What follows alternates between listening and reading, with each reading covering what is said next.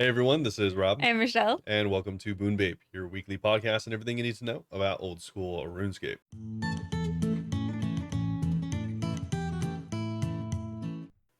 Meet Merp, Merp. merp, Merp. merp. Merp. All right, so this week up on the docket, we actually have quite a lot to go over because it's Yeah. 2 weeks worth. Yeah, Robert. Well, I guess if you don't follow us on any socials, you don't know. Robert had COVID last week. So Yes, we didn't go to town. so That's not even why there's no new could episode. not go out of town and Couldn't could record. not be next to each other. Yeah, I didn't So have it. yeah, a little unfortunate. Yeah. Either way, we have a lot to go over, and So also much. because of COVID, I do have like a slight cough here and there, so I'll try to keep it to a minimum. Yeah, that's disgusting. I know. Disgusting. Anyways, though, up on the docket, we of course are going to go over anything that we have been up to. And while A I was lot. sick, I really didn't have much else to do, so I did play a lot. He played a lot of RuneScape. Yeah, and on top of that, we do have the Hunter Guild in Varlamore to go over as And well. feedback for that as well. Yes, a lot of feedback, and also the Path of Glouphrie, a new quest that has been released, and For then a whole week. for a whole week, yeah. And then we have Dead Man Apocalypse, the finale. That has already happened, so you probably already know what we're gonna say about that. But anyways, and then we'll be finishing off with the Pole 80 and Shooting Star changes, Yes. which is stuff that actually happened today. Yeah, actually relevant. Maybe you haven't heard of this one. Yeah, and then of course, as always, we'll be ending off with the real content, the Q&A. Yes. So of course, if you want to be part of the Q&A, feel free to ask us anywhere. Any questions and any of our social medias, but especially our Discord in the questions channel on discord.gg/Bunebape. Yes. But before we get into any of these exciting topics, Michelle, how's it going? It's going well. I have a few updates. So I said before how I've been doing my wheel of content and I was sponsored by HelloFresh. I got a decent amount of people to order HelloFresh. And I think I said even on the podcast that I was letting everyone add 5 items if they ordered. My wheel of content right now has like 62 things on it. Max, it was like 72 the other day. I'm getting through it. So I've been doing a lot of random stuff lately. Nice. Haven't seen any purples. I had to go to Inferno again. I got a new PB, wave 48. Wow. Yeah, my last PB was wave 45. I got so tilted the other day actually because I got to wave 47 and I was out of run and I was just trying to run away because the melee was like chasing me and I died and I was so angry. Nice. I was so close to getting a new pretty close PB. to 62. I just want to get a new PB. I know. I'm just saying, pretty close. I also got a Venator shard. I don't know how to pronounce it. Venator. Yeah, I got it at 26 or 28 KC at Muspa. I wrote down 26, but today I edited a short on it, and I thought I said 28. So I don't know what to believe, but that's a 1 out of 100 drop, so I was hype about it, and it's also worth like 10 mil. So wow. Yeah, they're pretty expensive still. They are, and it was a collection log slot, and I love collection log slots. I think the Venator bow's actually only gone up in price since it's come out, surprisingly. Probably. Yeah. Oh, something I didn't tell you that's actually so exciting. Last night I got my first CG kill. Wow, nice. Yeah, I've never gotten a Corrupted Gauntlet KC before. Yeah. I think it took me like 12 or 13 deaths to get my first KC. Yeah. And I was not telling out any of them because I wanted like the experience till the last second. So I'm super excited about that. I like how you say that as if it was an option. I feel like Can't you tell out with the crystal? No, you can. I just feel like you personally probably just died so quick that it wasn't really an option. No, I knew I was going to a couple times and it was just like, I'm getting it down as low as I can. Yeah, okay. I got down to 200s a few times and I was hyped. So then getting the actual kill last night, I was really excited. Nice. Didn't even get a enhanced crystal weapon seed though. That's pretty embarrassing. It was super already had cringe. You would have had 2 at what was it, like 14 and 16? Yeah, I think it was 16. That was nuts. So I'm really happy about that. As far as levels go, I got 95 mining. I'm hoping to level it up again before next week, which we'll talk about probably tomorrow for us, but soon for you guys, and like the shooting star changes. And I got my 12th 99. I got 99 fire making. Wow. It was so random. I actually ended up doing like a little donathon fundraiser thing for Vegas last week. And after, I think I stayed up like late. What am I trying to say? I went for like 8 hours. And by the end of it, I was going to go to sleep. And I ended up staying a little bit late just so I could get 99. There we go. But really excited about it. I didn't get the pet, which is unfortunate because now I'm gonna have to go back someday whenever I want to get the pet. I know, right? But it was really cool. And yeah, I mean, leading into that, I did a little donathon. It was cool. We raised like $400 in tips for Vegas, which is cool. Oh, I don't even think we said on No, I was here. like, you didn't even say what it's for. We're going to Vegas for TwitchCon. We're not going to TwitchCon itself, but we're going to Vegas. We're going to stay with some streamer friends like Noon and a few other people. We're going to see like Witch Eileen. We're going to see a bunch of people from Twitch, and I'm really, really excited about it. It's going to be a lot of fun. So the money raised is immediately just going to go to the Airbnb and gas. And then, I mean, we'll see if I could Yep. get more money by then for food. Otherwise, it's going on the credit card, baby. Otherwise, we're gonna starve to death. No, it's going on the credit card. No, we're dying. Credit card. But yeah, so a lot of like really cool things have been going on. We're also, because we got $400, the goal I set for that, we're going to do a movie marathon sometime. I don't know when exactly. I don't know if you even heard about this. No, I don't know what this We're is. gonna do a movie marathon Discord watching every Lord of the Rings movie extended edition Wait, why? because I got $400 in tips. Why? Who put that as the goal? Me. Why? Why would you do that? Because Ninja's been like suggesting it. People were very happy when that was it. And I'm just gonna like literally in the middle of the movie go and take a nap and not tell anyone. I mean, you know how long they are, right? It's like how long? Like 12 hours total? Yeah, it's like 10 and a half or 11 hours. We were talking about doing it this week, but a couple people were like, no, I have plans this week, so we have to like schedule another week. It's not even just a going and watching a movie. We have to schedule this around people's schedules because Yeah. it's gonna be a whole thing. Yeah, people don't do it in one day because it takes too long. Yeah, I said if we made enough money, we'd do it all in one day. So if you Okay. want to be a part of that, discord.gg/Bunebape and go and click that you're a watch party enjoyer in the Get Rolls channel. It's gonna be rough, but I'm excited. We also we started watching Haunting of Hill House again, which is one of my Not favorite we. shows. Not me. That's for sure.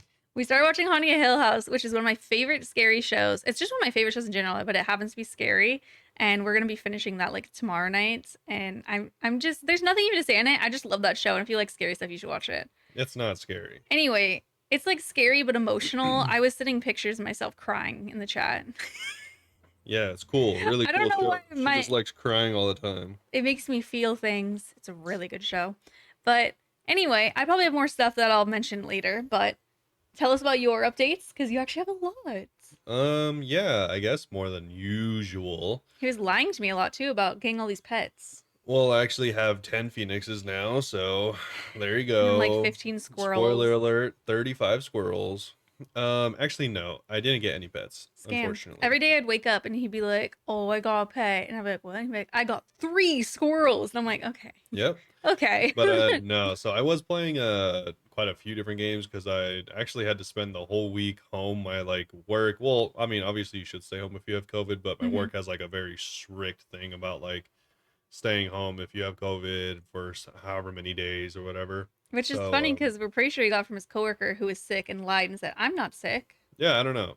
Either way, I don't know how I got it, but I got it. And then yeah, so I was home all week pretty much, which is kind of nice because I did have vacation planned, but not nice because I spent it at home. Yeah, it But sucks. We're supposed to go visit his sister and stuff, but yeah, I was supposed to go visit family, but that didn't happen obviously. we got a credit for it at least. We're not totally screwed on that money. Yeah, nice. Free flight. Yeah. Flight. Anyways, games that I did play though is I actually played quite a few games. I played like 10 minutes of Terraria. That was pretty cool. I remember you talking about you're gonna play Terraria, then I feel like I never saw you actually play it. Yeah. I also played like a few I think like 30 minutes of Payday 3, which is actually out now.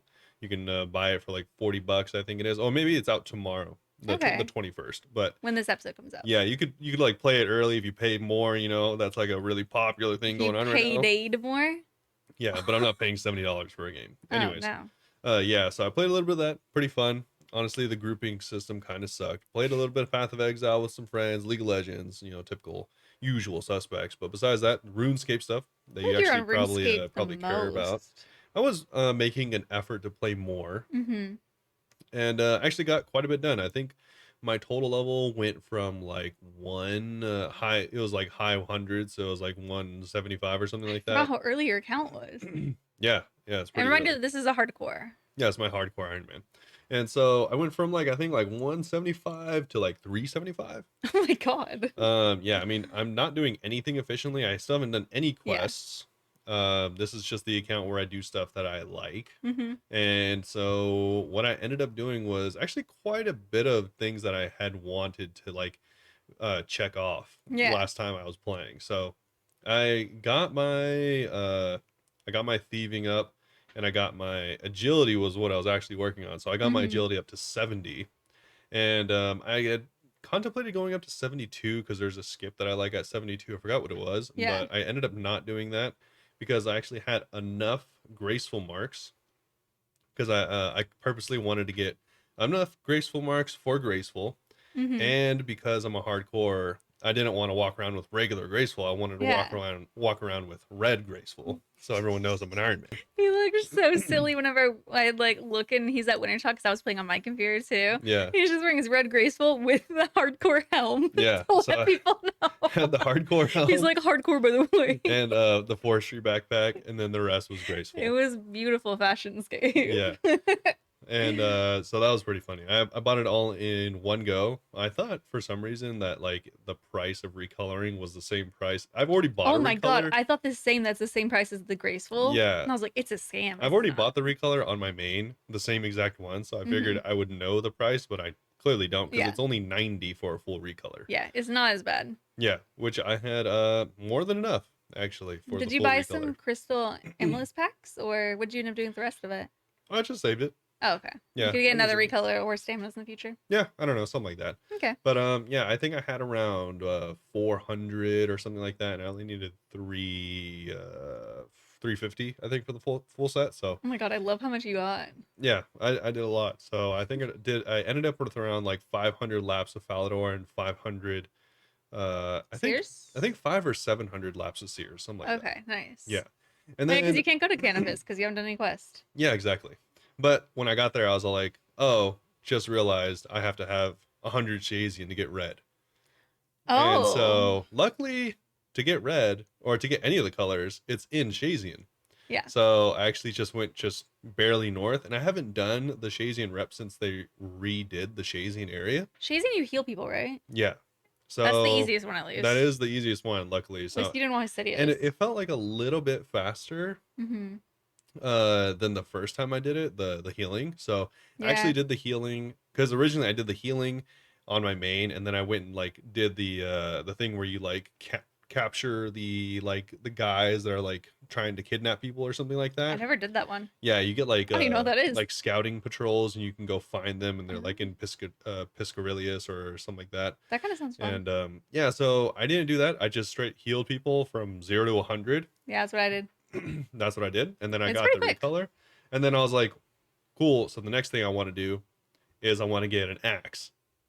A dragon I axe. don't, well, actually, it's funny you say that. I'll talk about that later. But I'm pretty sure he doesn't have one yet. so I really wanted to get a rune axe. The only Yes. way to get a rune axe early, specifically on Iron Man, is two ways. One, to do a bunch of quests, not doing that. Two, the woodcutting guild. Yes. So I already had the level for woodcutting guild. Guess what you need to get in the woodcutting Oh, guild? you need Sidious favor. 100 Hosidius. You need 100? Yep. I was just saying at least it wasn't Sidious because that's the worst. I Yeah. didn't know you needed 100. So I spent like a few hours Ew. AFK while I was like watching I've been watching a lot of like GTA streams recently. So I spent like 3 hours like AFK mining saltpeter. Oh And god. so I had way more saltpeter than I need. I think I had like 1900. You only need 900 to get 100. You got your So mining up? yeah, and so Probably. I had plenty of money. I didn't get any mining up. But Oh. I got farming up luckily doing that. And then yeah, so turned that in, 100 Hosidius favor, and then bought my rune axe. Nice. So that was half my cash stack at the time, which is why I did all the silk thieving, did way more than I needed to. Nice. But yeah, so that was like some big goals that I wanted, was to get the recolor, the graceful, and the axe, and I got it all in like 2 days, I think. Yeah. And so that was pretty cool. Now he kept lying and saying how he was like getting pets and stuff, and he was like, "Oh, I got a graceful recolor," and I obviously wasn't going near him because he had COVID, and I like wasn't wearing my glasses, and I was like, "You lie," and because I just couldn't see. Nope, I definitely kept got trying to it. get him to zoom in, and I was like, he was like, "Go get your glasses." Yeah, so I took You're like my an old lady. newfound loot, and actually went through winter tot. So I've already done Mm-hmm. 100 and I think around 150 or Jeez. 140 winter tot, something like that. Mass World, And yeah. yeah, Master World, of course. Mm-hmm. I got the full outfit except for the boots, and something I never even got on my main or any of my accounts actually is the Tome of Fire. So Oh, you never got it on other I've never got accounts? it before. Oh, nice. Yeah, so I got the pet even before I got that. Oh my god, I thought you meant this, and I was like, you got a pet? No, no, no. But speaking of the Dragon X, I was like, You didn't get it. because like all of these grinds, I was like, maybe I'll just stay here till I get a Dragon X because I Oh know the other god. way to get a Dragon X, and I don't Dagenham like it. Kings. The Dino Kings, yeah. I said Dagenham. Oh, I thought you said the Dino Kings. I was like, yeah, that's it for sure. They're kind of Dino Kings. Yeah, they I are. actually had to go to them this week, and I was like, ugh. Yeah. So I was all like, this is not my GIM. Mhm. So my GIM, I was more enticed by doing DKs because it's a group, so it's way easier. Yeah, people could go with you. And People could go with you this way, but if they accidentally do anything at all, like, yeah, they're just staring at me. So yeah, but yeah, they can so watch you. I was like, actually, the only way to get it is to kill Rex. I don't really want to do that, Yeah. even though you can, safe spot, only kill Rex, I and mean, that's you have how to set up people. the safe spot. There's a chance that you'll get chanced on your way down by one of the other ones, Yeah, right? that's true. So, Yeah. I could definitely do that. I don't want to be like I 99 mean, everything. I'll need the B ring eventually, so I mean, Yes. it's not like I won't ever go there. But that being said, I don't really want to do that, so I'm contemplating currently whether I want my new goal to be including getting a Dragon Axe, which is 1 out of 5,000 for You're anyone that wild doesn't for that. know. Uh, actually a higher drop rate than the pet. I would Um, love for you to do a video on this. You'd be like grinding for DX, and then it's a 20-minute video, and at the end you say, "Well, I still didn't get it. You know what? I'm just gonna go Daggerdolf Kings," and then you just never get it in the and end. then I just go and die. Then you go and die, and then you're like, "All right, new account All right, end of time." the episode. Anyway, so I got this new account, right? Yeah, exactly. But no, along with that, I have been like slowly, oh, it's so terrible actually, very slowly working on my farming level because I really want to get You could Tingler farming it. started, mostly because I want to do the new tithe farm. Oh yeah. Yeah. He was getting very upset about his oak trees the other day. Okay, because if anyone's an Iron Man, Michelle is clearly not an Iron Man because I had 3 acorns that I got from Winter Tot. Yeah. 3 acorns. Yeah. 2 of them died. And I used He was compost. like cussing out his computer whenever he saw the second one. He was like, 2? Yeah, the first one, okay, 1 out of 3. First one, you were The still second mad. one, oh my. He was having a fit. Michelle doesn't know the acorn lifestyle. She's never done the farming grind on an Iron Man. I'll just tell you guys that. That's all you need to know. I did a little bit on the GIM and a little bit on the Okay. hardcore. Oh, okay, yeah, sure. Oh, what's it? What's total was your GIM? Like 10? No, like 200 and something. Oh It wasn't even that far behind you. wow, 200. Wow. Side note, Nunu got us Ranger boots on her first ever medium clue for the Us, hardcore. you don't even play the account. I actually want to play it so bad, but bombs are like 10 mil right now, and I only have a 90 mil cash stack. Which Wow. doesn't. Okay, that sounds like Wow. dramatic. But I have to give away a bond for the chat in a few days. Anyways, so talking about accounts we do play, yeah, so I'm thinking about I'm slowly working on because since I have over 60 Hosidius, you get the disease free patch, which is really nice because oh man, this is rough to say, but I've just been planting tomatoes and potatoes and Marintel seeds that I thieve off of That's the literally how it is at first. farmer. I mean, unless you do a quest, Yeah, I which was you like, don't not want to really. do. Most people just do quests, but Are you gonna do quests later, or just like nah? I will when I feel like it, which is the point of the account. So True. maybe eventually I'm all like, all right, cool, I'll grind out some quests, then I'll do it. Once you're 99. Yeah, maybe. But yeah, I just don't feel like doing quests. You haven't even done like Cook's Assistant, right? Honestly, no, I haven't done any. Robert's literally gonna any have a quests. weird locked account where he gets max before he ever does Cook's Assistant. Well, it's like also I feel like that makes accounts kind of boring because it's all like, all right, cool, new account. Guess what I'm doing?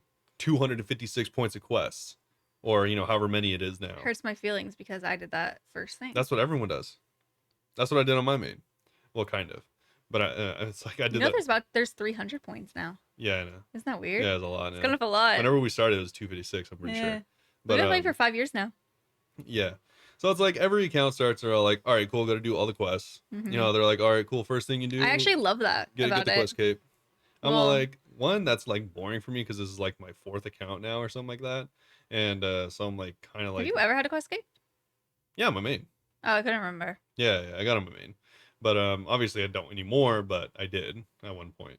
And I think that was not right before, but the I got up to I even did theater Oh to yeah, we did theater one together. The yeah. quest night at the theater. Yeah, so I I think really want you to log once into your account. I bet it's been hacked by bot farmers. once the new underground quest, forgot what that was. The The Garden Tranquility?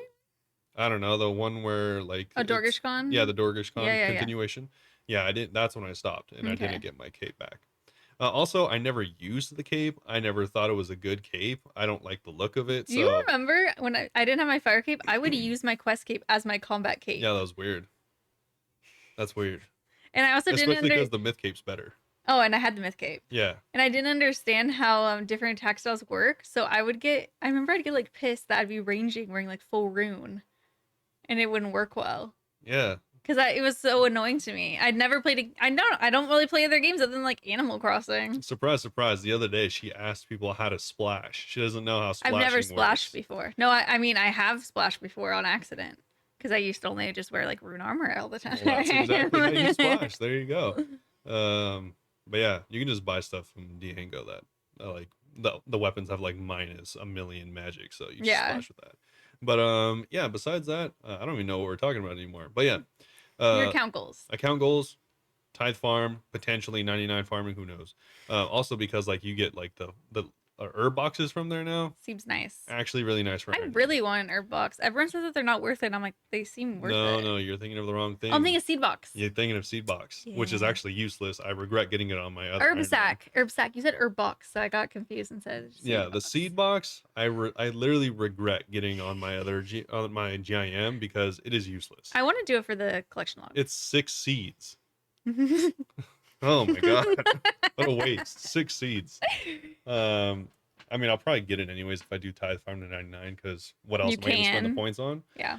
Besides that though, herb boxes, the ones that you Herb get. sacks. No, herb boxes. Oh my god, I haven't gotten an herb box so long. I forgot that they were even exactly. a thing. Yeah, I'm like, you don't remember. They added those to Tithe Farm. I forgot. I used to do those every day and I forgot they even existed. Yep. So for anyone that doesn't know, it's one of every herb. Yes. Except for Torso up to Renar, essentially. Okay. But yeah, so and if it follows the way NMZ works, then you get 10 a day.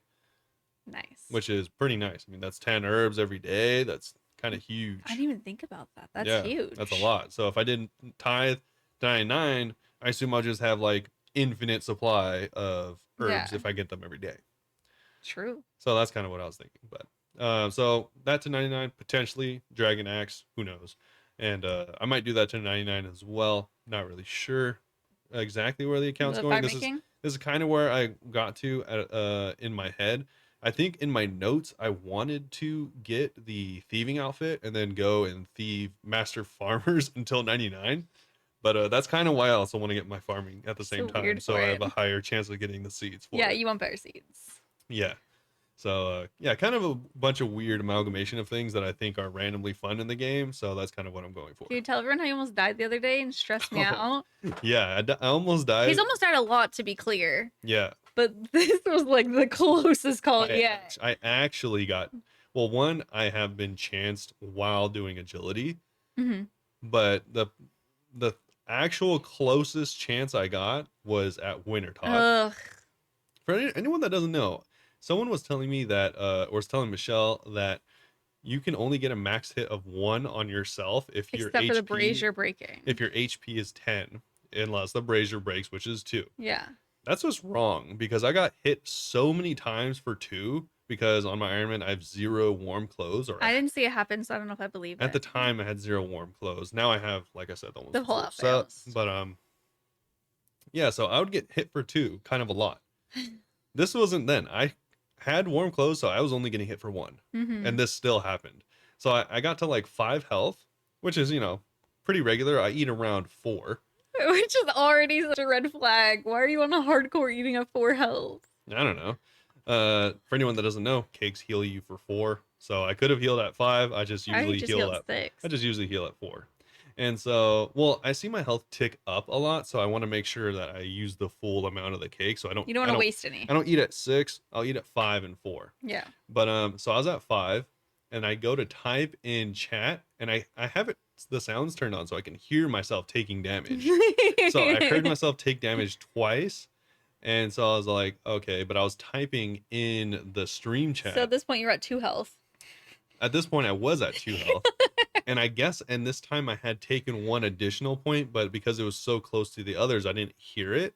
So I was actually at 1 health. Oh my So then god. when I was done typing my single sentence, I look back and I'm almost dead, 1 health. And I eat the cake, and then literally like 1 or 2 ticks later, so like literally 1.2 seconds later, I get hit for another, which would have been me dying. So that was as close as I've been chanced on the account so far. That's pretty chance. Yeah, it was definitely a chance. You need to get a ring of life. I need a ring of life too. Yeah. But So stressful. anyways, I'm liking the account, and Yes. I'm hoping to continue playing more. Cool. But I think that is it for updates. Yes. A lot of updates. Yeah, a lot of updates, but we have been gone for a while, so. Yeah. Anyways. But we can move on to the Hunter Guild Yes. in Varlamore. There's a lot to read on this. I mean, it won't really matter for you guys, but some of it we might end up reading tomorrow. So Yeah, and also there are the feedback changes. So they've included a lot of the feedback edited in, which I appreciate. But I want to go over some of the feedback because they talk about why they're choosing to do certain things. I thought was interesting. All right. Yeah. Yeah. So So all this is like fixed, so we could just read the regular. okay. So we will go over the regular and then the changes. Yes. Okay, I haven't read any of this. By the I read way. it. Don't worry. So yeah, gonna be a little just surprised by everything. You're like, oh wow. Wow. Yeah. Okay. Well, there's also a 19-minute audio read if you want to watch, and a video with Maraisa talking about it. I like that they're doing the audio thing too, because I think a lot of people prefer that. But they're kind of like stepping on our turf as a podcaster. Okay. Yeah. Anyway, so the vast lands of the avium savanna are home to all manners of creatures, from the elegant sunlight antelope to adorable jerboa, aka Robert. Those seeking the bounties of this rich land settle at the Hunters Guild, a purpose-built shelter nestled just outside Civitas Illifortis. Only the most experienced hunters can truly call Guild home, but those who do call it by its old name, Cor Venationis. Wow, that was good. Yeah, the heart of the hunt. Those Varlamorians who have made the hunting their vocation believe firmly in the balance between the sun and moon, 2 concepts that any Varlamorian hunter must learn to work with, lest they come home empty-handed or not at all. Wow. You at Winter Taunt. Okay. As previously discussed in our Varlamore the Shining Kingdom news post, the Hunter Guild is designed to breathe new life into the underappreciated hunter content all across the guild. Content. Introduces new critters, new hunting grounds, and new rewards, and of course, it'll introduce the guild itself. So once you reach 46 Hunter, you can go and reach the guild, which is off like a dirt road outside of Civitas Illifortis. So with that, let's talk about the new stuff. New stuff. New stuff. Starting out with Hunter's rumors. Yeah, these are like very much like farming contracts and like Slayer task. So the rumors are going to be whispers of creatures all across Gilmore that you'll be tasked with tracking down and hunting. They may be classic creatures you've come to know and love, or many of the new hunter creatures, which we will go over soon. To obtain a rumor, you'll need to head to the Burrow, the guild's in-house pub, and have a word with one of the hunters there. It's a really good Hunter Guild The Burrow? pub name. It's pretty cute, right? Yeah. It's actually very cute. While you're there, they're also going to have a new drink called the Trapper's Tipple Brew if you want to try that. Sickos. Oh, sorry. You can only have one rumor active at any time. Just like the Slayer Masters you're familiar with, each hunter at the bar will each have a different rumor, and they'll be suitable for different hunter levels. Don't worry, they'll make it clear if you're not up to the challenge yet. That's kind of cool. Yeah. So if you don't like the look of your current rumor, you can go and talk to other people until you get new ones. But if you don't like any of them, you can trade some of your spare creature parts for a low tier hunt that will reset the available rumors. Kind of like if you go and accept one from the dude in Birthorpe. Yeah. So the tiers are going to be as followed. Tier 1, 46 Hunter. Tier 2, 57 Hunter. Tier 3, 72 Hunter. And Tier 4, 91 Hunter. Pretty high. I like that it has such a high threshold, actually. I'm only 92. I could barely make it. Yikes. When you've selected a rumor to investigate, set off and prepare to hunt. Your job is to grab a special rare creature part to complete your rumor. We've estimated the rumors will take about an average of 8 to 10 minutes, but RNG will factor into this, of course, because it's RuneScape after all. These rare creature parts can be traded with the hunter you obtain the rumor from for a bonus XP drop and a loot sack of useful hunter goodies like meats, fur, and bones.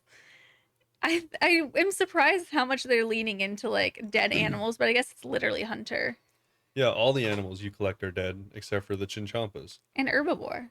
There's actually two things. You Well, pluck you don't him collect that. anyway.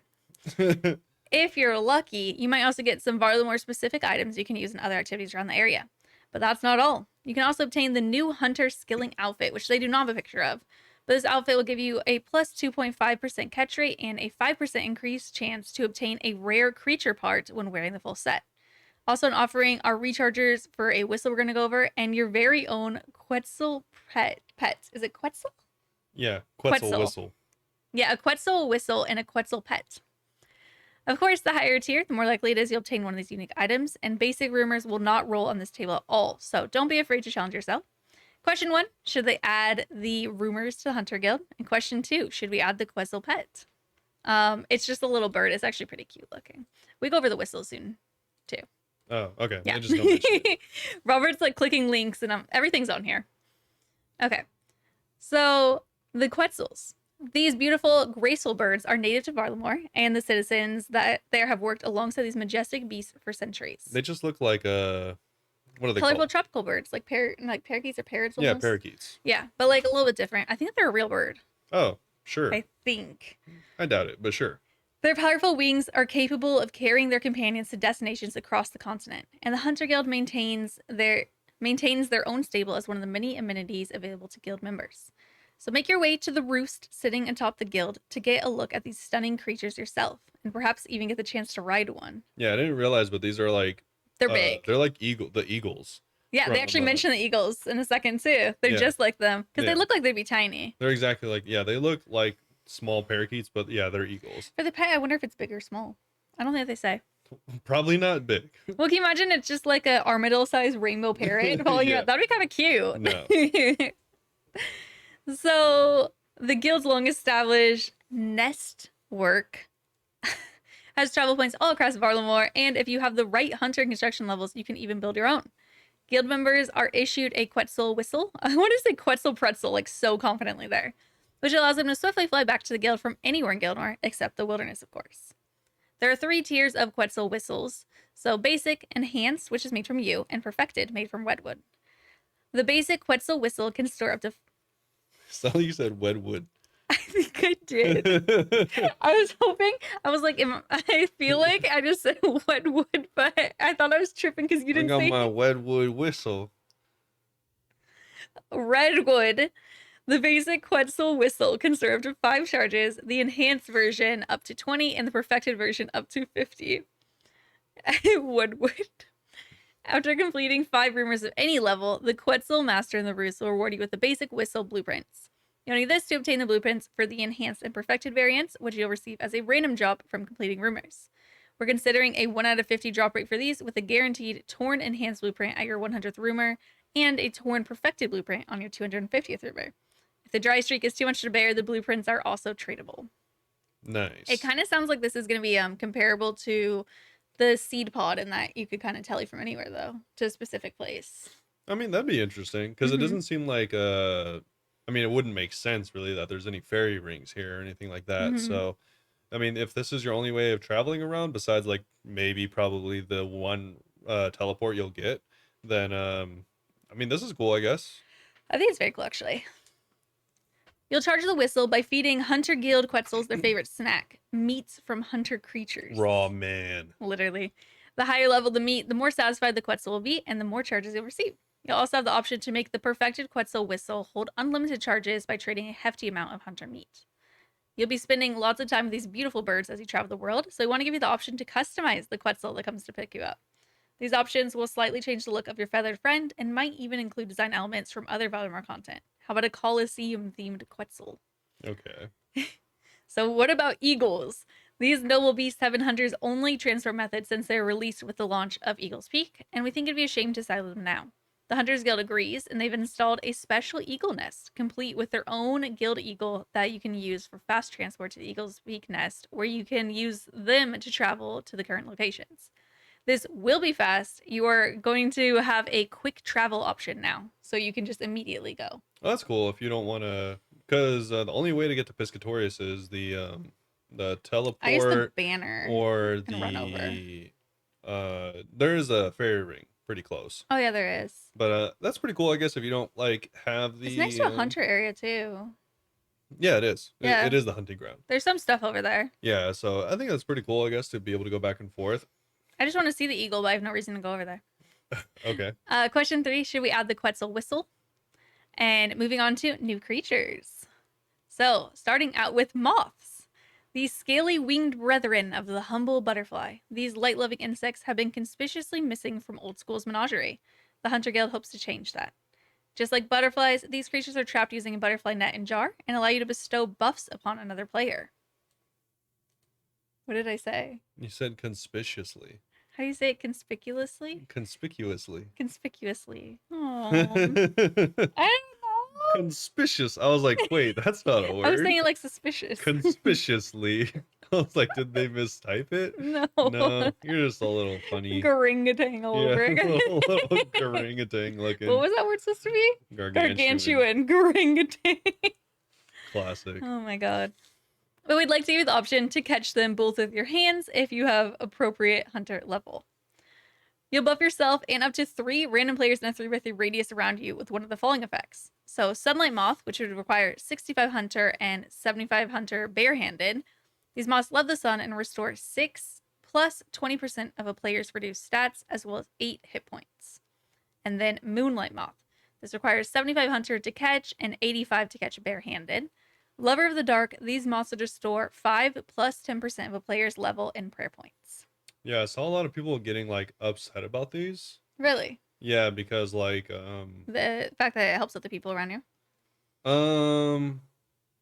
not that necessarily, although I didn't really think about that, but just that like they don't want it to be like something that you need to, like, if you are gonna farm properly, then you need to have like 75 hunters so you can catch and like use these while you're like grinding. Like if you're like on task or something like that, like if you like efficiently want to do stuff, then you'd have to have high hunter.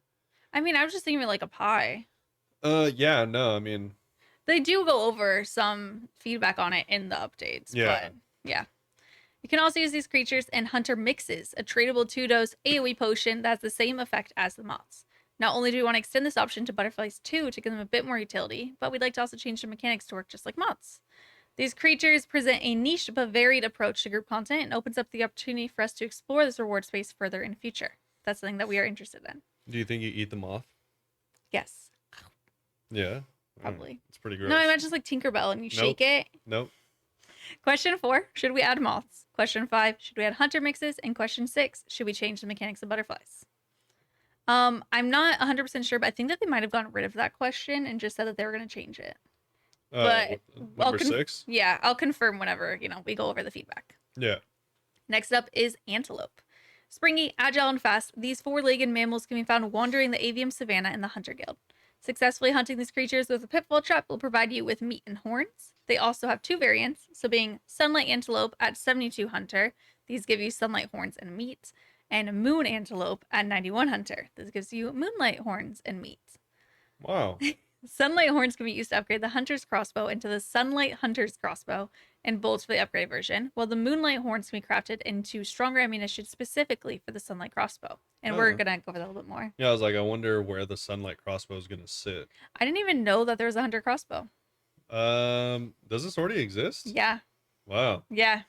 This is a thing, I guess. Oh, I do. I have used it before. This is very niche. Yes. It's really fast though. It's like the fastest crossbow in the game. Yeah, I have used it before. I remember someone like making a big deal about why it should be 3 tick on rapid or something like that. That's funny.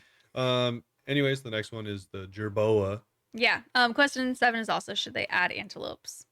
So, jerboa. These bouncy little guys, Robert, can be caught with a box trap. Successful catches reward you with jerboa tails, which can be crafted into the hunter spears or use as bait to trap foxes in deadfill traps. And you'll need 39 hunter to trap them. You kill them. The tails turn them into spears? I don't understand that either. I need a picture. You know why? It's because they say in the feedback, apparently it wasn't spears at first. It was a different weapon. Oh, Yeah, and I think that's why. I think it was like one of those weapons. I googled what it was. I don't remember the word for it, but it's like balls on a string, kind of, and you like spin them. oh, a bolo. Yeah, bolo. So that makes sense for tails. A spear made of jerboa tails is kind of interesting. Okay, that kind of reminds me of there's a very like traditional Chinese spear that has like red Rat tails, what? like a jerboa. I thought it was Oh, gonna be related. no, it's just like a red feather on the end of it. Oh, Yeah. this will be a rat tail. No. Also, there are fennec foxes, speaking of rat tails. Yes. And what does the fox say? Who cares? Oh, Well, it depends where they're from. These particularly fluffy fellows can be caught in Varlamore using 57 Hunter and baited into deadfall traps. They give you fox. that's what he sounded like. Yeah, so they give you fox fur, meat, and bones. Number 9 is should they exist.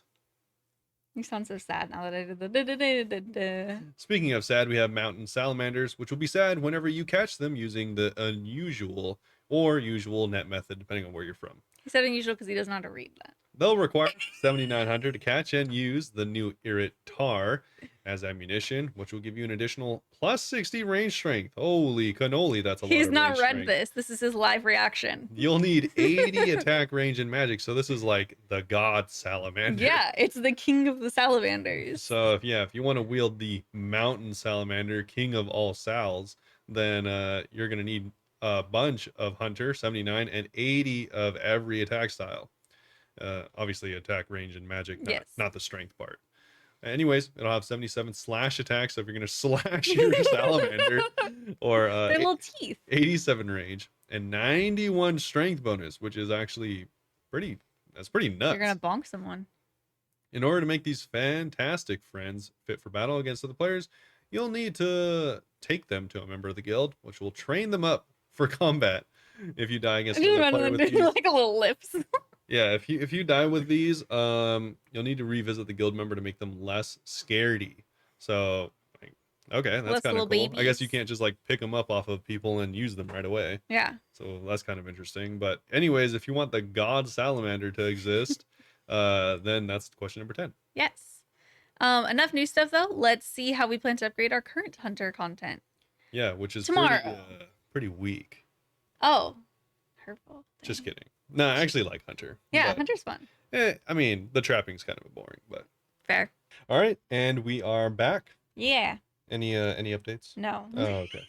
Well, yeah, nothing to go over, which is nice because we still have more of the update to go over. Yeah. So they also added a mobile UI rework as well. Yes. And before we get into that exciting stuff, we'll continue on talking about Hunter Schmeat. So, Hunter Meat and Foods, that is. They say you are what you eat. And if that were true in old school, most of you would be fish or potatoes. True. Fishing is gathering the skill of choice for hungry adventurers. And we think it's high time you diversified your diets and start getting some hearty meat dishes down you. Actually, now that I think about it, there is no like meat dishes. I don't know. I was thinking about it too, and I was like, how would they do it? And I was like, well, why don't they just have like bear meat? And I was like, oh, we have bear. It just heals like 3. Oh, does it? It's just useless. It's just not even. Oh, okay. I mean, I don't know if you can eat it, but I don't know there's why, raw but, bear like, meat. I keep thinking about like Minecraft. I've never played Minecraft, and you know that. Oh, I didn't know that. But like the main thing you eat is like meat until you can start making like good food, which is kind of funny because it's the opposite of this game. Yeah, all we have is fish. Yeah. For example, shark requires 76 fishing and 80 cooking and can be cooked on any old range or fire. They heal for 20 in one bite. Don't ask us how you manage that. And can be caught en masse by harpooning the relevant fishing spot. Dashing kebits, which would require 69 Nice. hunter and 72 cooking. Although, I mean, subject to change. Yes. Could also be cooked at any range or fire, but would heal 13 points and a further 11 hit points over a number of ticks later. Yeah, so they want to make it so it has a little bit of a passive effect, and the hunter meats are going to give you more hit points eventually, but not all at once. Yeah, so that's 4 additional hit points, or more than a shark. Yeah. And at technically a lower skill requirement. It's just, do you need the food now, or how fast do you need it? Yeah. If you're not in a situation where you need the extra hit points urgently, hunter meats will provide greater value overall. This system lets us push healing a little higher and give you more options when preparing for combat encounters. Best of all, it doesn't step on any toes. All your existing dietary choices will be the same or have the same benefits before As they did before. yeah, before this. If you're wondering, yes, you can still combo eat with these meats, crunch a crumble or slurp a ceradomin in Ceradomin brew. nope, a ceradomin in conjunction with some tasty hunter schmeat, and you'll get the benefits of both. If you eat another piece of hunter meat before you receive the second lot of healing, it will be overridden, so you just can't infinitely stack the additional heals Yes. and then just get bombed for a million Only extra one health. passive heal at a time. Yes. We've also considered adding a little extra flavor to the highest tiers of meat that'll give you a little extra variety themed towards the type of creature you've cooked. These special effects won't crowd out the current benefits or buffs available from the potions of and the like, but they might just be useful in situations that where you can't commit a slot to something as situational as stamina. Okay, so you can season it and make it so like you get stamina sharks. Yeah, so like the example they have here is Shark, it gives you 20 hit points. Dashing Kevin would give you 13 hit points, but then its passive effect will be 11 more hit points and 10 energy. Oh, so that's pretty useless, but that's kind of cool. No, I mean, it's kind of nice if you're having to run. I mean, I was thinking the passive could be nice in between bosses waiting for it to respawn. Yeah, maybe. Because you have time anyway. The other like combo one that they had example was Moonlight Antelope Meat, which Yeah. gives you 14 hit points plus an additional 12, and it cures one poison. That one's more handy, Yeah, I that would is. say. Well, it depends. I mean, if you're not getting poisoned, then it's pretty useless. But Well, yeah, it was a magic. A lot of places poison. yeah, they do. Anyways, though, that is pretty interesting. I wonder if you use multiple, will it be able to cure like a greater poison, I don't know if they say. like a venom? Yeah, I don't think that it says about It that. it doesn't say, but I'm just wondering. Yeah. Anyways, though, if you are interested in cooking your own schmeat, you can access this at Valamar. Varlamore. Barlamore. Low tier meats will be things like wild kebbit, la rupia, and barbed kebbit. And then at 25 rumors, you unlock mid tier meats, which is the grok. Sounds like a Dutch word. Grach. Kiat, and fox. And then at 50 rumors, you get the highest tier schmeat, which is the antelope and the dashing kebbit that we went over.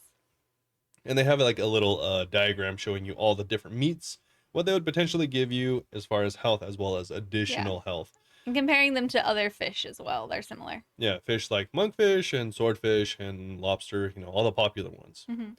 And yeah, so that's the question is, do you think this should exist? Healing you for some and then an additional some. Yes, hunter cooking. Hunter cooking. And speaking of new stuff, though, they also have new gear. So, mixed hide gear is the first thing. As you've no doubt figured out, one of our goals for this content was to make stuff you acquire from your hunts more useful. That's why the secondary use for hunting is mixed hide armor, a new range set that requires 50 defense and 60 range to equip.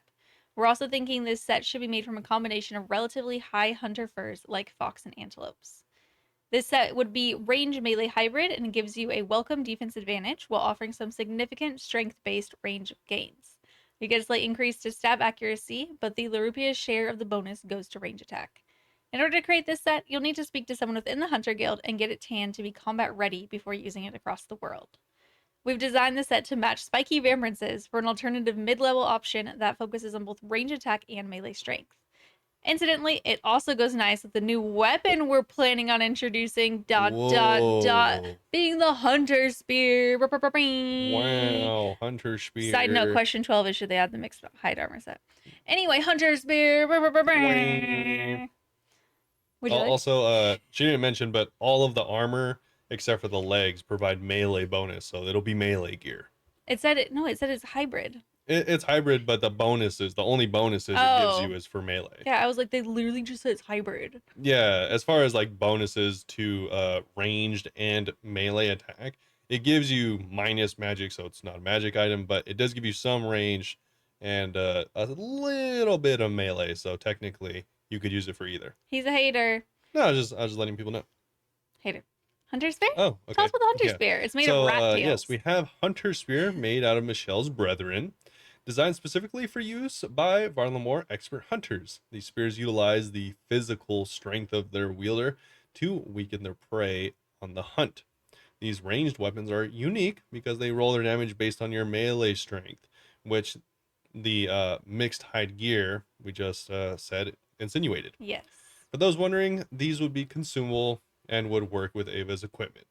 We want to explore more options for using the spear and other new ranged slash melee weapons as part of Hunter in the future. We'd love to hear your thoughts and ideas. So this is a very slow item. It is a 6 tick 5 on rapid. Oh, I didn't notice how slow it was. Very slow. It does give you one prayer, as well as it has a range of 5, so fairly close range. And it does have I mean, for 40, a spear, that's I don't know. I don't use spears. okay. Besides that, well, I mean, we don't have any throwing spears in the game, so there's nothing to compare this to. I thought bronze spears can be thrown. You can't throw. You wield them. Yeah, Wait, you is this wield gonna them. be thrown? I Yeah. didn't even process that. Okay, Yeah. sorry. It says it's thrown, but it uses your melee Okay, it strength. literally says these ranged weapons, and I'm just a little silly Billy. Yeah, so it does require 55 range and 30 strength in order to actually throw the item. And it'll give you 73 ranged accuracy. So I'm guessing while this does go off your melee strength, it is still ranged accuracy in order to hit. Mm-hmm. And it does give you 48 melee strength. So Nice. this could be cool because you do get a lot more strength from melee gear. Yeah. So potentially a really, I mean, if this is one-handed, which I'm assuming it is, then this could be really. Two-handed, you're just like ugh, from the chest.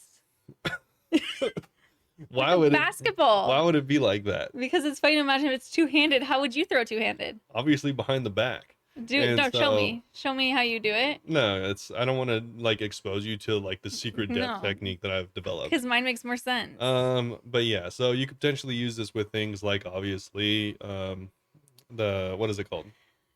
You have it. I have it. All right. Avis? No, the offhand. Oh, a shield? Oh my goodness. I don't know what you're talking Oh about. my goodness. All right. So yeah, so your dragon defender. Oh, it's a ranged weapon. It goes off your melee strength. Anyway, question 13. Should we add Hunter's Spear? All right, yeah. So hopefully you can wrap your head around that. A shield? It gives you melee strength. It utilizes melee strength. So I'd keep that in mind. I'd like a side moment to say I hate whenever I'm put on the spot like that and someone's like, you know what I'm talking about? I'm like, I don't know what you're talking about. I was like, the offhand that gives you melee I strength. was like, And don't you're do like, this. A You shield? didn't say melee strength. You said the offhand. Okay. Anyway, Speaking of more gear that Michelle doesn't know about, I was gonna segue. Next up is the Hunter's Crossbow. This niche weapon offers greater range and faster shots than any other crossbow in the game. But I had no idea that it exists. yeah, no one ever uses it. Yeah, it's fairly low level, pretty inaccurate, and the bolts that you need to use it are harder to craft than the regular metal counterpart. That's probably why I don't use it. We want to breathe some new life into this neglected weapon by allowing skilled hunters to upgrade it to the Hunter's Sunlight Crossbow using sunlight horns from sunlight antelopes. Sunlight, sunlight, sunlight. The upgraded version requires 66 range and 50 hunter to use, and 74 fletching to craft. It comes with plus 5 range accuracy at the cost of a slightly slower 5 tick attack speed. Yeah, 4 on rapid. It also lets you use new types of bolts crafted from sunlight antelope horns with a powerful plus 85 range strength bonus, and moonlight antelope horns with a somewhere between 92 and plus 94 range strength bonus. That is a lot. Yeah. Especially compared to where it's at currently, that is like multiple times more. Yeah. So it's going to put it close to the power of a rune crossbow with a slightly nicer Nicer. nicer attack speed to boost. We reckon this makes it well worth the effort of crafting the right ammunition. So question 14, should they add the Hunter's Moonlight Crossbow and upgrade to the Hunter's Crossbow? Yeah, maybe. Next that year. sounds interesting, but the thing is, if it's still annoying to get the ammunition, I still don't see people using it. Well, they're making it seem like it'll be a lot easier. Yeah, I mean, if it Mhm. is, then yeah. But yeah, that's the whole reason people don't use it is because the hard to get. bone crossbow exists, and you can Mhm. just buy a bajillion bone ammo in like 1 Yeah, second. no one wants to craft it. We're not irons. Even irons can buy the bone ammo. So True. yeah, I don't know. Hopefully it's cool though. It sounds cool. Yeah. So question 14 is should that exist? And along with that, we have hunter pouches. So Obviously, more hunter themed stuff. One of the biggest issues with a hunter at the moment is how quickly you can fill up your inventory.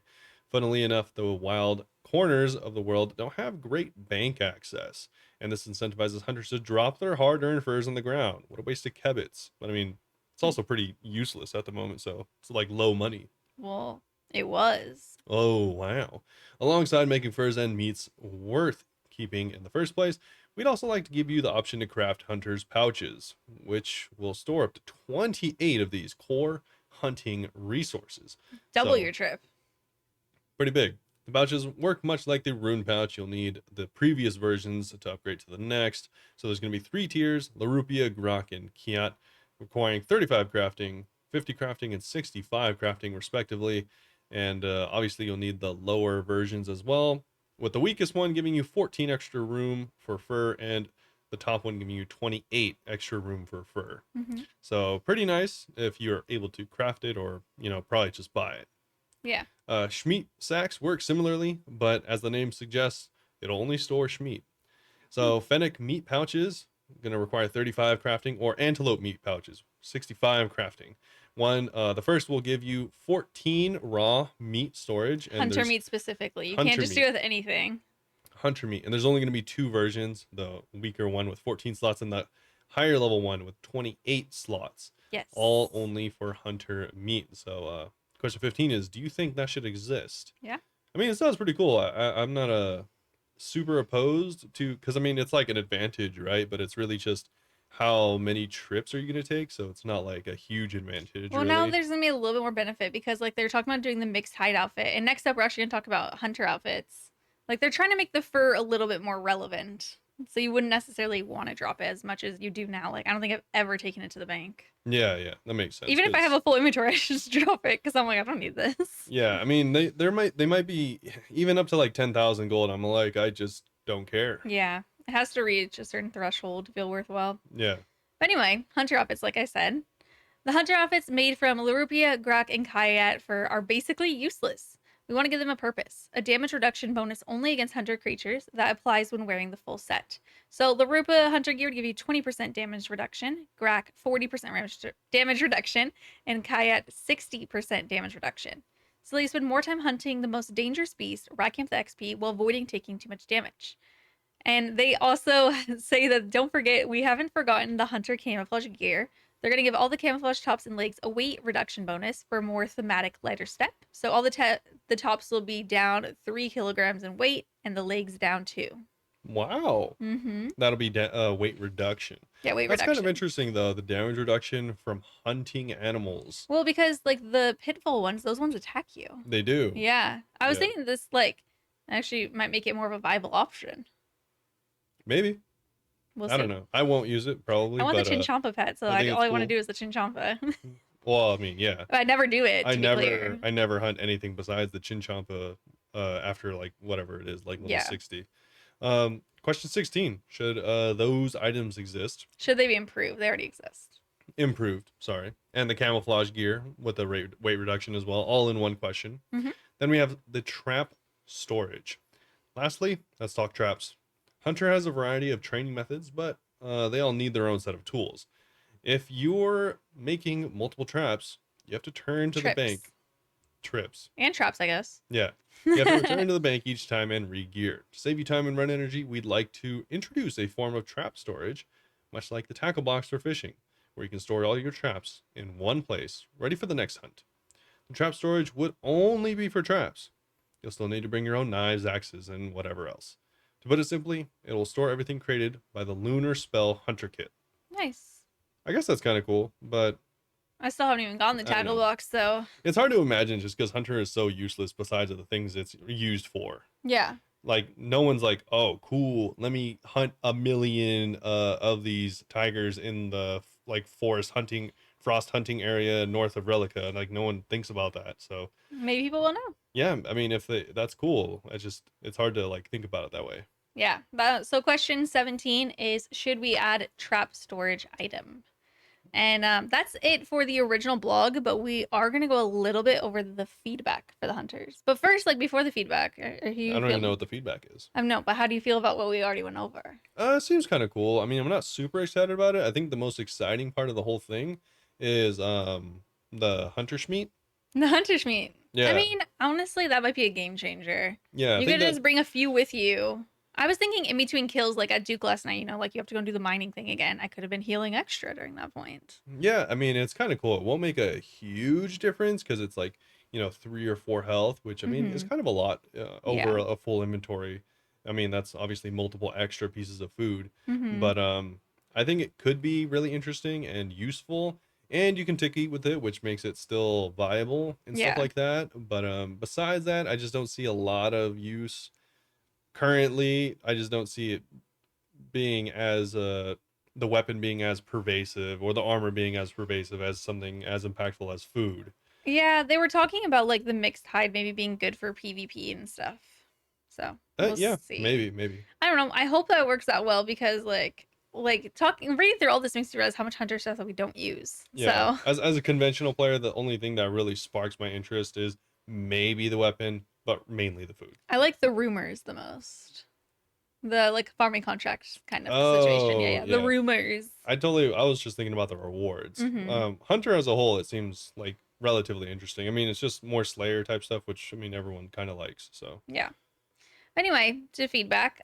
So most of the feedback was already adjusted into the patch or the blog post. So we're just gonna go over parts of this that kind of like little explanations that they have. So the first being the Quetzal pet. the Quetzal pretzel. The Quetzal pretzel, because many people wanted to hear the rationale between introducing yet another hunter pet. So we look at hunter a bit differently when it comes to pets. Most skills have skilling pets obtained from training and perhaps an activity specific pet from associated content. Hunter is unique in that its pets are obtained by hunting specific creatures, which we think fits the theme of the skill. In the case of the Quetzal pet, you'll obtain as a gift for all your hard work supporting the guild, which we feel is a suitable and thematic reward. For those asking, we'd like to clarify that we don't want the Quetzal pet to be a reward from birdhouses. Our design goal with this project was to breathe life into some of the less popular hunter methods, and birdhouses already see plenty of use. The only hunter that I really do is birdhouses. Yeah. So we're good. I hope that, I mean, I don't remember what they said, but I hope that it's still like a random drop. Like you have to, it's not like you get a specific drop. Yeah, I don't know. I have I no don't know. idea. Also, it's funny because I remember specifically I watched a very small amount of the mod stream. Oh, So on Hunter? yeah, the mod Q&A on Nice. Hunter. And it was funny because they were mostly interviewing mod other, which I think had a big part in the Hunter stuff. I Mm-hmm. think they mainly work on Hunter Yeah. as a skill. And it was funny because whenever they did ask them about the pet situation, they kind of said pretty much how I feel about one skill having a bunch of pets, and it's kind of like yeah, I don't care. Like I mean, if mining suddenly got 5 more pets, I wouldn't care even a little bit, Yeah. because it's not As like long as it makes it sense. doesn't affect the game. It's a collection log item. So it's Mm-hmm. like, okay, if 100 pets existed for health as a skill, that would be really weird, but I would not care less. Yeah. Like it's impossible for me to care about Mm-hmm. that. So That's yeah, fair. they're like, oh, 3 pets for hunter. It's like, okay, it's hunter one, it's hunter. I mean, if you think about it like Slayer, all the Slayer bosses, there's several pets for that Yeah, too. technically, yeah. It's like it just doesn't matter. Like keeping track. Like there's some that have 0. It's not like Yeah. it's like, oh, you get one, then you get one. We're not playing duck duck goose. Like it's like you just, who cares? It's the skill gets a pet. The skill gets a pet. Mm-hmm. It just has to feel thematically correct. Yes. Moving on Moving on to to thematically moths. correct, we have moths. Is okay. Because moths exist everywhere. There we They go. are in real life. These light-loving creatures were some of the most talked about new additions. I'm So assuming that they might have been weirder before yeah, it these got whenever we adjusted. talked about them, they had already been adjusted in the notes. So I don't Yeah. exactly know what they were before. I don't, yeah, because what they said in the notes, it was like kind of weird, but I wouldn't say it's the most talked about. Yeah. So anyways, I did think this was kind of weird though. One, that it works for other people, Mm-hmm. and mainly two, that it works for other people. We want to clarify how their AoE mechanic works. It covers a 3x3 radius around the player that uses the moth. That's you, and randomly selects 3 players. not you, within that radius to receive the buff. You'll have time. You'll They, have to time it. they don't actually say not you, so I mean, I'm not entirely certain it doesn't target you. I'm just guessing. I'm pretty sure it doesn't. It's other people. Yeah. Otherwise, I'm assuming you just use on yourself. Exactly. And so they say that you'll have time to carefully You'll have to time it you have too, to time it carefully if you want your besties to benefit. Mhm. So everyone just has to run around you, and then you can heal 3 people in a 3x3 radius, which is actually pretty big. We also want to clarify that this content is not intended to compete with brews. Just carry an inventory full of moths now. Just a million mods. But to add a new vector for interesting mechanics that affects other players. Lastly, after talking it through as a team, we decided that butterflies should have the same effect as moths. The poll question has been adjusted correctly. Yeah. Or accordingly, rather. Cool. Yeah, kind of weird. I still think it's weird. I still think it's weird. I don't know if I like it or dislike it. I don't know how you'll come across mods. Like, are you just going to be like, all right, cool, we're going to go into TOA, make sure to bring your 3 mods. I was thinking like it could be like the sharing spell books or sharing pot share is literally what it's called. People could just do that and like give you a small buff before you go into a certain room or something in a raid.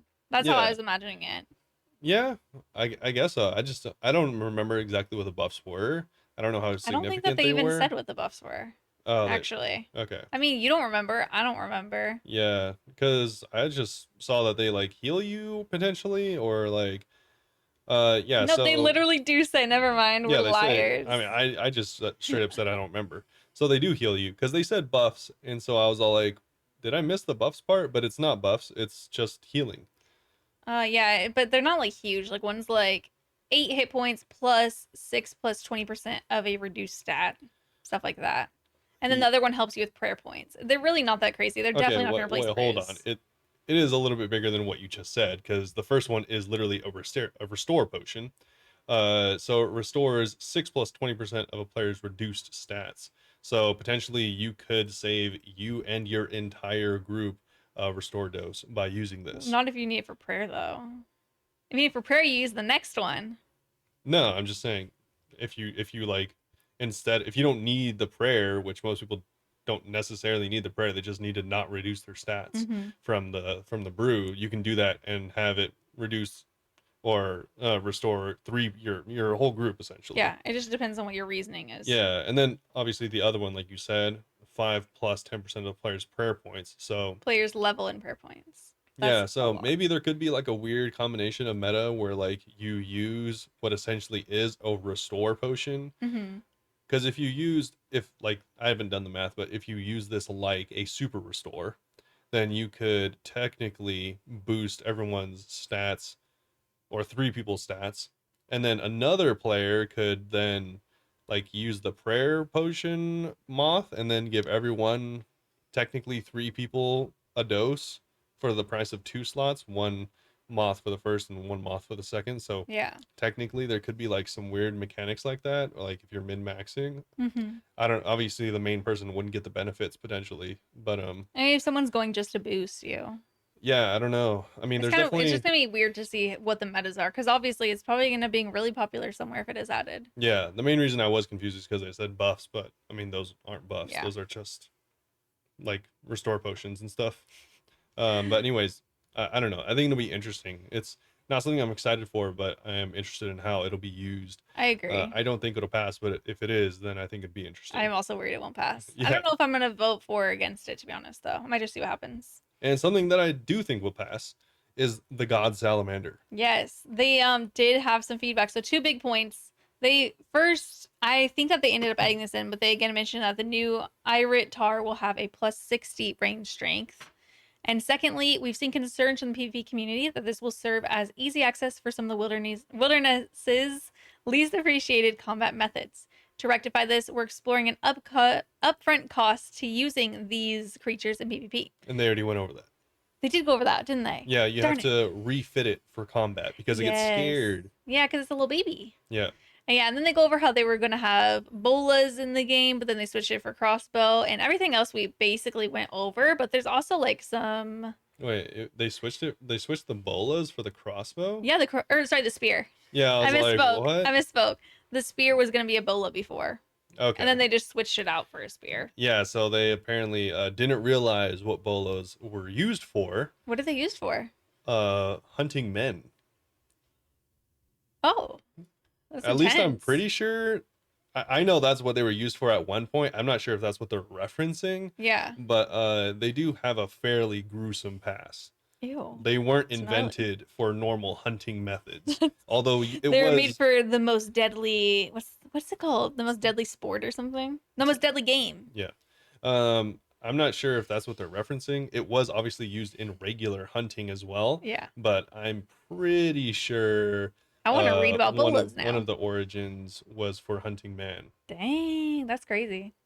But anyway, that is it on the feedback. They said that they think that the Hunter's Guild is the first step in the right direction for like fixing Hunter and improving it a little bit as a skill. And survey responses have reassured us that we are going in the right direction for the skill. They've also seen some comments, however, from low or high level hunters who feel they're missing out on loads of fun content at lower levels. While we could simply introduce higher level creatures, we don't feel like that is what you mean when we talk about improvements we can make to the skill.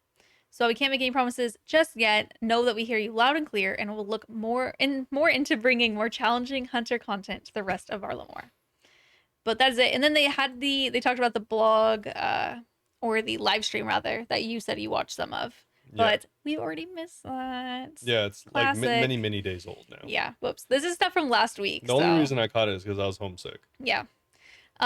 Next up, we are going to talk about the Path of Glouphrie, though. This is last week's update that again we missed. Yeah, so we'll try to go over it briefly, Yes. but it was a quest that was ported to our version of the game. Mhm. So this was originally an old school RuneScape quest and was put into the game via our voting a million years ago.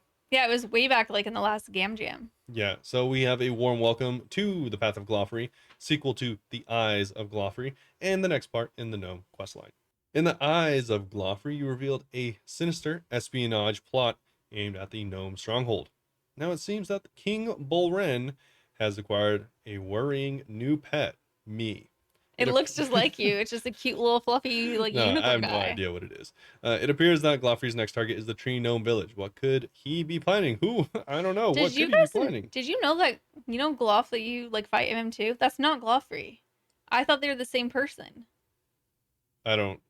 Apparently, multiple people thought they're the same person. I was like, doesn't he have like an insane plot? Doesn't everyone know who he is? And someone was like, Glouphree's a different person. And I just thought that was crazy. Oh, then who's the thing you fight? No, you fight Gloff in MM2, but Glouphrie, it's a different name. It's a different person. Oh, They're different people. yeah. Isn't it? They just have weirdly similar names. Is Gloffrey the one that's in the cave? I don't remember where Glouphrie is, but he's the one that's like in the Eyes of Glouphrie. Like his quest is not as intense as MM2 at all. Oh, I'm thinking of the one that has the crystal singing bowl. I don't even remember who that is. That's just a random dude. Oh, that's just a random I feel dude. like that's, and they have like the chocolate sundae in Yeah, there. yeah. I think that might just be a random dude. Oh, okay. All right. Yeah. Because Glouphree's also not great, so I don't think he'd still be there. I didn't think it was the one that turned into a giant thing. I thought it was him, so I was like, "Are we just pretending like this is before?" I just like, thought no. that he was in the quest, and I like didn't remember who he was. Yeah, I haven't done this quest in like 4 years. The Eyes of Glouphrie, so. Yeah, I mean, no one has because it's an old quest. Yeah. Anyways, this new quest has a requirement on it. For anyone, obviously, probably already know about it, but skip ahead if you Just don't. in case you haven't. You have to have completed Eyes of Glouphrie, Waterfall Quest, and Tree Gnome Village. So actually very low requirements, including 60 Strength, 56 Slayer, which is probably the highest requirement, and 56 Thieving, 47 Range, and 45 Agility. So everything else is pretty low. The Slayer might take you a little bit of time, though. Also, you're going to get rewarded with 2 quest points. Poison Waste Dungeon Access, aka the bathroom, and 2 lamps, offering a total of 20,000 Slayer XP and Thieving XP, and 2 lamps offering a total 5,000 Thieving XP. Oh, what'd I say? You said 20,000 Slayer and Thieving, and I was like, it does not give that much Thieving. Thieving was the only one I benefited from. I wish it was 20,000. Okay, and 2 lamps offering a total of 30,000 Strength XP and 5,000 Magic. So pretty cool. Yeah. And you get access to the new Poison Waste Dungeon. Yeah, so the Poison Waste Dungeon, you can go here to access brand new, for old school at least, a new Slayer dungeon with these new little guys. I'm sorry, the terror bird looks really goofy. Yep. So you are going to have the deadly warped tortoises and terror birds. But wait, these aren't the old beasties you remember. We've taken the opportunity to totally rebalance their stats and loot tables, and while we were at it, we also implemented a few other quality of life changes. Players no longer need to use a crystal chime on warped tortoises and terror birds during a fight. Instead, they need to only have one in the inventory. Crystal chimes are now made from a separate seed rather than the crystal saw, so no more swapping between the two. And the dungeon creatures share a single warped creature slayer task rather than having individual ones. But a note on this is an opt-in unlockable thing, so you have to go and spend slayer points to get that.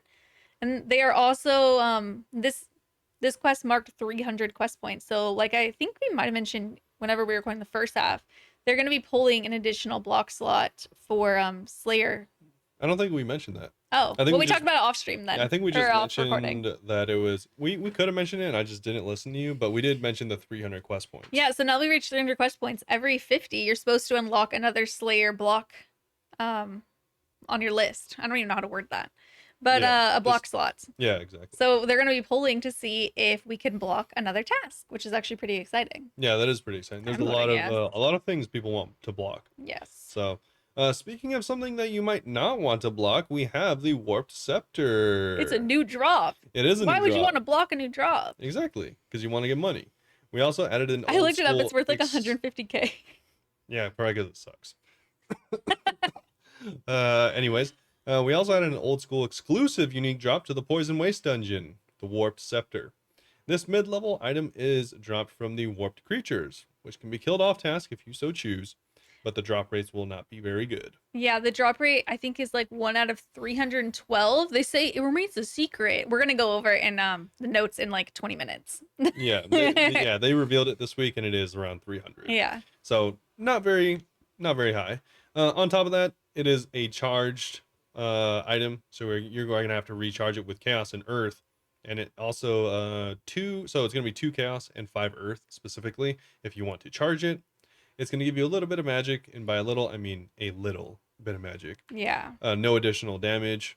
It's going to have an attack rate of 4 and range of 7, so pretty standard for charged staffs. Also has a built-in spell, obviously, because it's powered. The spell is going to have a max hit that scales up from 16 at level 62 all the way up to 24 at 99. So it is going to be on par with your Ibans, as far as I understand. Well, it says that Ivan's is going to outperform it. Yeah. Until you hit 81 magic, at which point you can start hitting harder. Okay. Which honestly, most people when they get 81 magic will probably be switching to another staff. I was looking at the top end and I was like, that looks pretty close to the top end of Ivan's. Yeah, I never really used Ivan's. Yeah, as an Ironman, you use Ivan's a lot. So yeah, it's definitely close to that. So anyways, this sucks.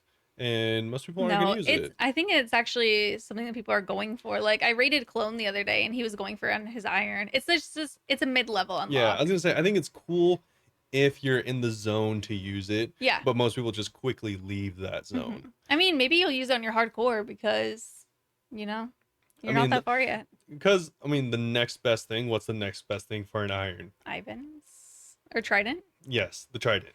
Yeah, which you have to have an incredibly high Slayer. They literally said like you're probably just gonna hold on to this until you get your first Trident. Yes. But it looks cool. It does look cool. It's a little hand with an eyeball. It's like claws, in the middle. Yeah, with an eyeball in the middle. It looks really dope. Yeah, so I think it's cool for to fill that little niche for Iron Man, but Iron Man only people are gonna use this. Yeah. So I mean, there's some other benefits. It is only one-handed, self-powered, looks dope. So, and it has a high attack speed. Yeah. So people will use it middle game for sure. Luckily, yeah, this is nice because there is such a gap in low level magic that this can fill that spot. That's fine. Oh, I'm glad. Next, what we were talking about a little bit. So, Future pulled additional Slayer block slot. The release of Path of Glouphrie means that there are now a whopping 300 quest points available for you spacebar smashing crusaders to get your hands on. Currently, every 50 quest points unlocks a new Slayer block slot. We considered building this into today's update, last week's update, but since the addition significantly alters existing Slayer metas, we thought we'd pull it just in case. This is another example of them kind of like unnecessarily pulling things. Are you just looking at your beard? No, I was like looking at myself in the camera just in general. Okay. Also, if you didn't notice, he shaved his beard. Yes. It's already grown a lot in like 3 days. Anyway, you'll be able to cast your vote on this issue in our next poll, which is currently scheduled for the end of September. And if it passes, you could expect it to launch fairly quickly. It should be pretty easy to implement. Yeah, then they go over some other small changes, but they are just small changes, so we're not going to go over those. But a highlight that was so much drama like 2 weeks ago, and of course we missed all the drama for the podcast because now it's done. The mining at the Duke salt deposits, you can no longer do that for more than 5 minutes without your character getting tired, and you have to go and click it again. Unfortunate. Yes. But other than that, like that's the main one, and then Yeah, there was a very like some very small changes, including GIM changes, changes to bind, giving you an extra experience. I mean, one cool one is that the Wilderness Diary task about killing a lava dragon and burying its bones will now complete after the dragon is killed. You don't have to bury the bones because that's not the point of the point of it's just to be to kill it. Yeah. So And a there's little only one easier. place to kill it, so Yeah, so you can't really cheat it. yeah. But that was it for last week's updates, and we can move a little bit onto the DMM finale. They didn't say who the winners are yet. I'm assuming it all has to be like verified. I feel like last time it took a long Yeah, time. it did take a long time. Yeah. And this time I think it'll take a long time as well. I agree, but It's actually really funny. Someone made a post like the day after or whatever, because like, you know, every content creator that like even became remotely close to winning posted a video about them winning the Dead Man. yeah, And so like there was like I think 12 videos all saying like I won Dead Man. that's hilarious. And yeah, so it's kind of I weird. should have There posted were a multiple video, winners. and it was just me that one day when I went in and didn't do anything. Yeah. There literally were multiple winners, so I guess it is probably kind of true, but Yeah. yeah. But yeah, there's nothing really to say on the finale other than it happened, and we're waiting to hear more on that. But there's some stuff to say about the permanent Deadman world. Yeah. One thing that I did see while I was watching the finale of Deadman was the finale was kind of lame Really, in my opinion I didn't. I because was asleep. I think. at least the like 3 worlds that I saw, it was just all like clans in the end. Yeah, people were saying that they didn't like the 1v1, and I'm assuming that's part of it. Then Yeah, a because lot of clans could just gang up on people. yeah, probably. Because at the very end it was just like, oh, these last 20 people are all in the clan, so technically they all won. Mm-hmm. And so it was really just like everyone was taking permanent tick damage, so it was really just who had the most food. Oh, that's so interesting. Yeah, and so like and it was like some of it was rigged so much. They should have battled it well, out to make it more interesting to watch. Yeah, exactly. Not like not and when I say rigged, it's not like rigged, but like for instance, uh the in one world it was kind of funny where this clan had 2 players, one called Red Lorry and the other one called Yellow Lorry, and a lorry is like a truck in Yeah. the UK. And so it was just them two were the last two in the world. So it was like kind of like, oh, they kind of probably planned they it. knew they were going to win for a long time. Yeah. And I didn't see it, like, you know, to that extent in other worlds, but you know, the other worlds it was like either one big clan versus another, or more than likely just one really big clan that kind of already knew they were going to win anyways. Yeah. But so I it mean, was that kind of makes me glad that they're doing anticlimactic. the random winners for the money. Yeah, I agree. So it doesn't all just go to because they're all probably splitting the money, I'd assume.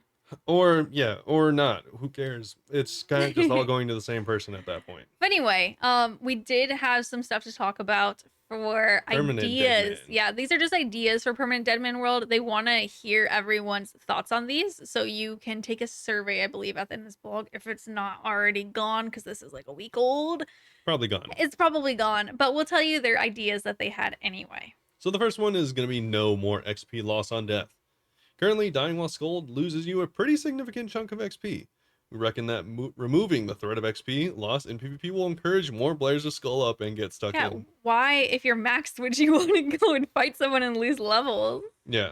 I remember this is in the permanent world. We're not talking about Deadman, like regular. Yeah, anymore. the Deadman League, or whatever you want to call it, is already over. Yes. So Apocalypse is over. That said, XP loss currently adds an exciting new dimension to the high risk, high reward gameplay that you've come to expect from Deadman. So let us know your thoughts. Yeah. I mean, I would say I wouldn't want to lose XP, but I'm also not into Deadman, so I don't want to speak for them. I like the idea of losing XP when you die. Really? In general. It's something that I like in things like Path of Exile I was has gonna it. say other games have that you play. Yeah, a lot of games have it, but especially like Path of Exile, because that's a game where getting to 100 is like a big feat. But if Mm-hmm. you get 6 revives essentially per thing you do normally. So and then if you don't survive all 6 times, you just reset and go to a different one. So you Yeah. just lose out on the opportunity. And on top of that, you actually lose a lot of XP. Oh. Like if you're, it takes a long time to get from 90 to 100 because obviously it scales. So it'll take you pretty much as long as it takes to get from 90 to 100 as it took you to get from 1 to 90 or even longer. This reminds me of RuneScape. Yeah. So like if you're like, a lot of people joke, like if you're 99 and die, you just lost a couple hours. Ooh, So interesting. yeah, so I like that it's like not just, oh, I'm gonna suicide at you until eventually I win or you win Okay, that and makes we'll sense. just do this back and forth I was forever with we're just like we're just losing a few hundred K, which is nothing. yeah. I'm thinking from a different mindset than you for sure. Yeah, so I think having that is kind of cool because then at that point you're like, if I die 3 more times, I might drop a level or I'm just wasting hours of my time at this Yeah. point. Next up, they talk about scolding changes. So currently, attacking a player within 30 levels of your own earns you a 15-minute skull timer, and attacking a player outside of those levels earns you a 30-minute skull timer. While waiting on timers in dangerous areas is an iconic part of Deadman, we think we'd see more people getting into the action if these timers were a bit less harsh. Standing around waiting to cash out isn't fun for anyone. Additionally, attacking a skulled player while unskulled doesn't actually incur a skull penalty at all, even if you're the one initiating the fight. That seems really weird. I mean, whatever, I don't play Deadman, but that just feels weird. This weighs things pretty heavily in favor of unskulled players and discourages players from skulling at all.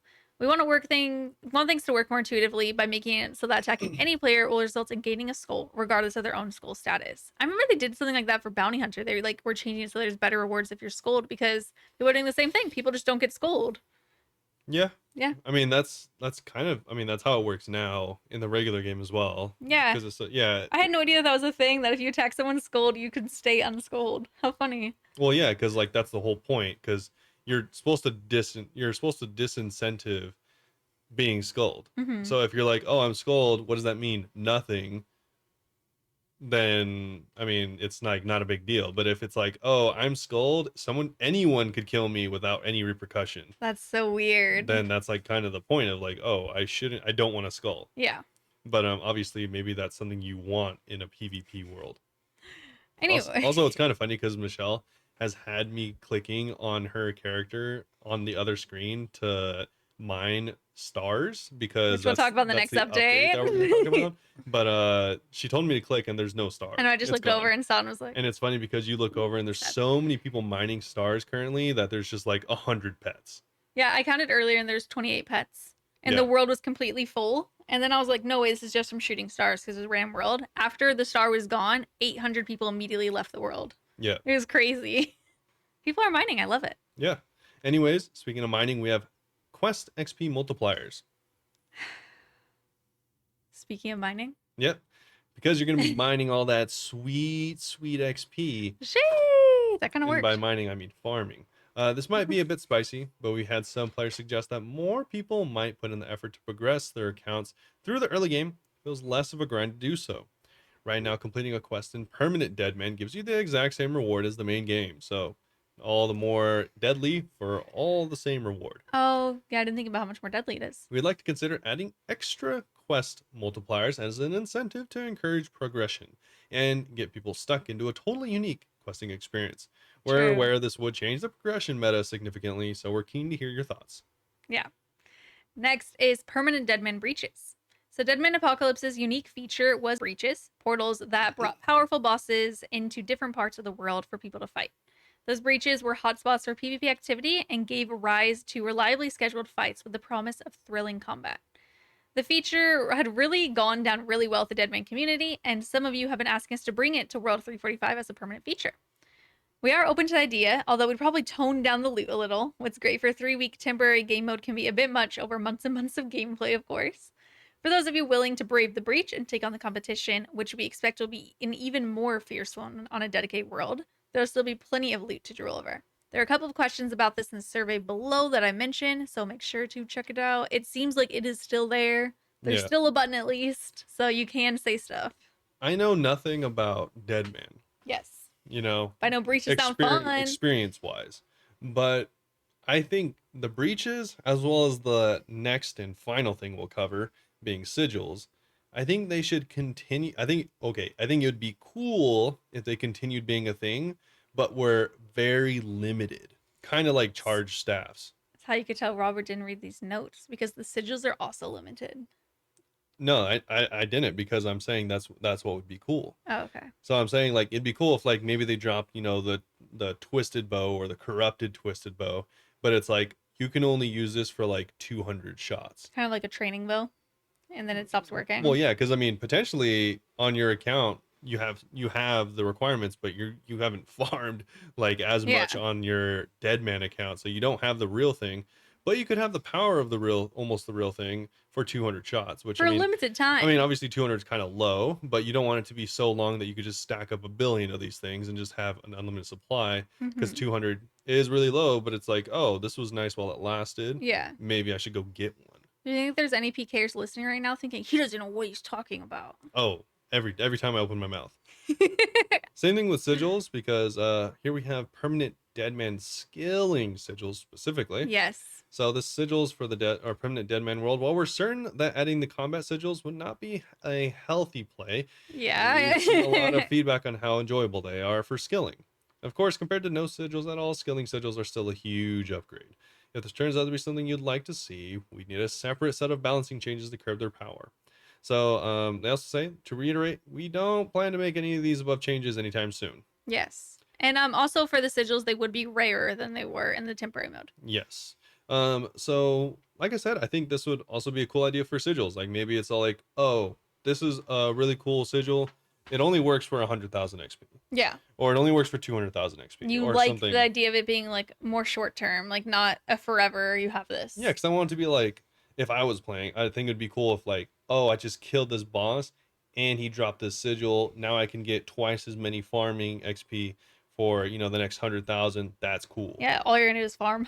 And instead of like, all right, cool, this is my 5th sigil. What I expect would happen. Otherwise, it's like, this is my 5th sigil, and it like if it was limited, and it lasts for 500,000 experience. I have 5 of them. I pretty much have unlimited. Yeah. Like I don't care about this drop anymore. Yeah. As Fair. opposed to like if you make it scarce, and it's like, oh, this is cool. To be clear, they didn't say anything about this. This is just Robert's idea. Yeah, that's I think that's a cool way of bringing it back in. If not, then it's just they nerf it and make it kind of like trash, and that's just not as exciting. Yeah, that's fair. Speaking of stuff that is not as exciting, I'm just kidding. We have pretty exciting stuff to talk about, which is going to be Poll 80. This is this week's update, so we're caught up. We're finally caught up. And shooting star changes. Yes. Starting out with Poll 80, Wilderness Boss Layers. Our first stop in the update train is in the Wilderness, where we've made a few improvements to the boss layers. Players are now unable to teleport out of the Wilderness boss caves for 3 ticks after they enter, unless you have completed the Wilderness Hard Diary.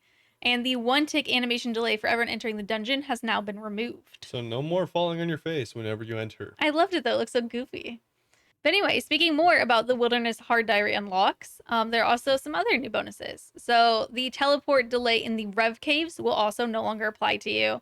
And then, like I said, the boss caves will no longer apply to you. Wilderness, why do I keep saying Wilderness wrong? Wilderness Medium Diaries also has This is actually pretty cool. This is cool. I heard it's helping with bots. So now you have to have completed the Medium Wilderness Achievement Diary to have access to Spindle, Artio, and Calvarion. Yeah, I've heard that they've been a lot more empty now. Yeah, who would have thought? Right?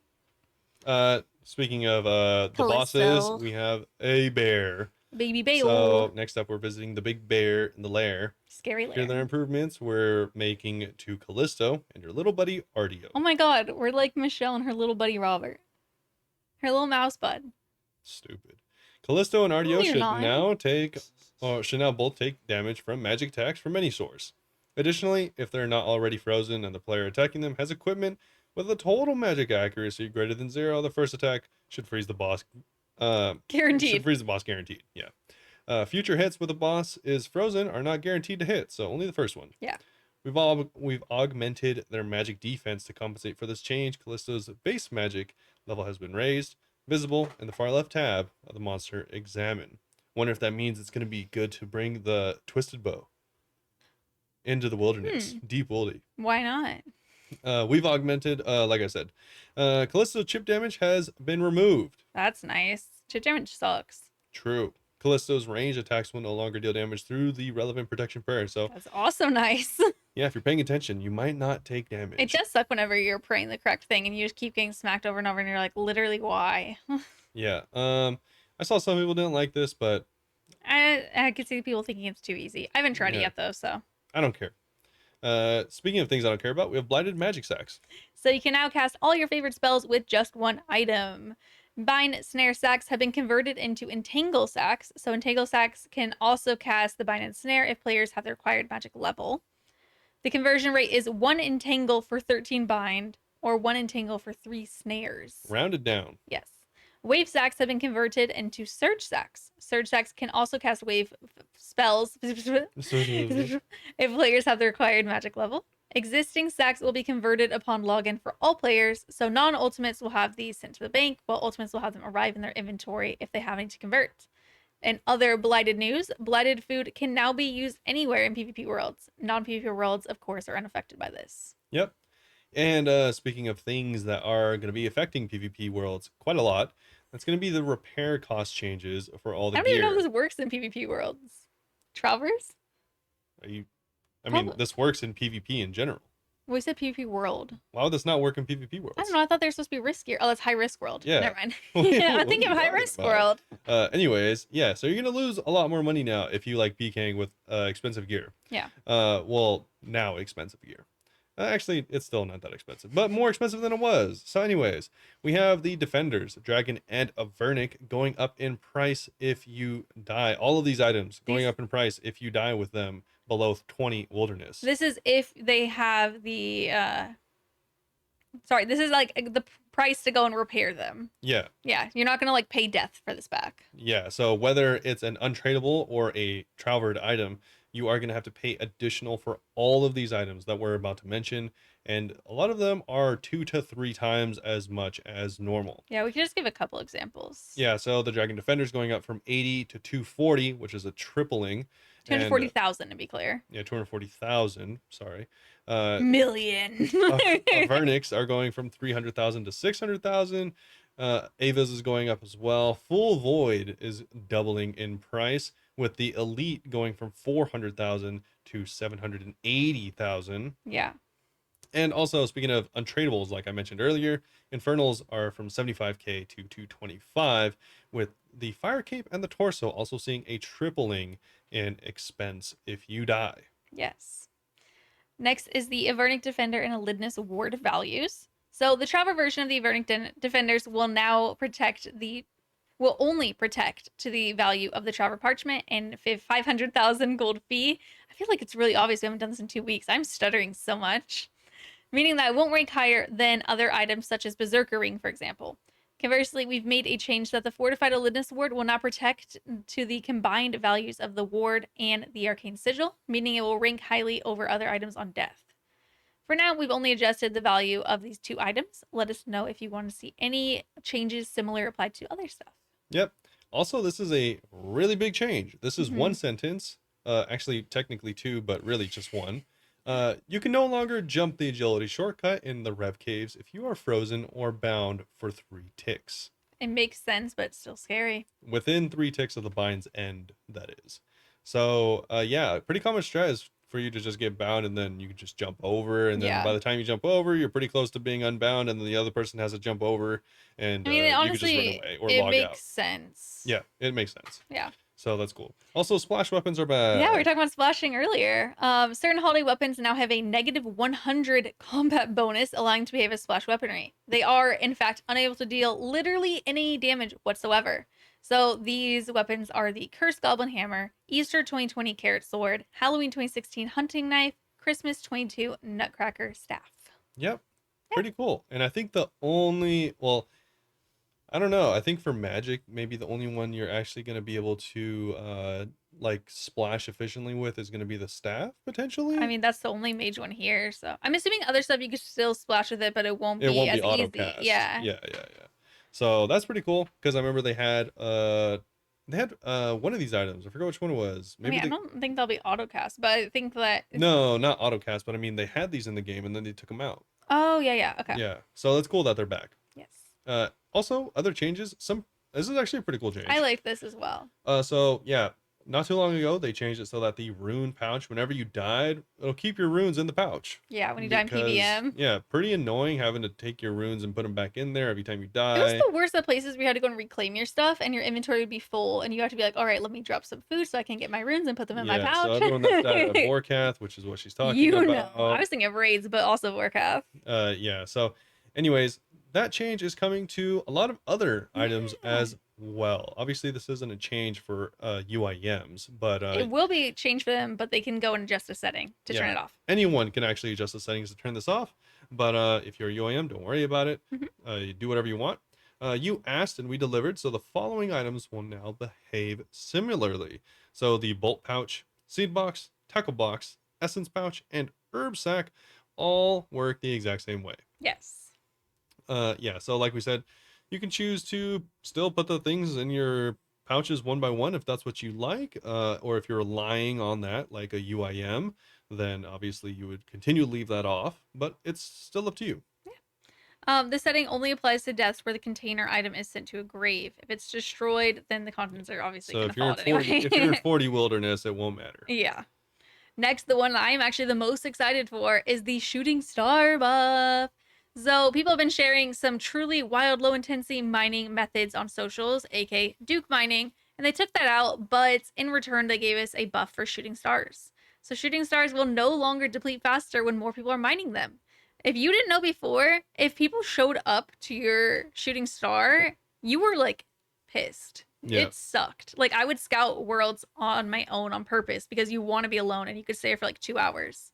Now you could stay there forever with literally hundreds of people there. Yeah. It's less time. I think Robert looked it up and how much did you say it I was? think I think I read that it was clarified that Because it doesn't say on technically here. if there's more than one player, then it acts as if there's two level 99s mining the star Yeah. instead of, and that's opposed to the potentially 100 people that are there mining. Yeah. So I mean, I was doing I think for like 50 minutes I was mining a star 8 here.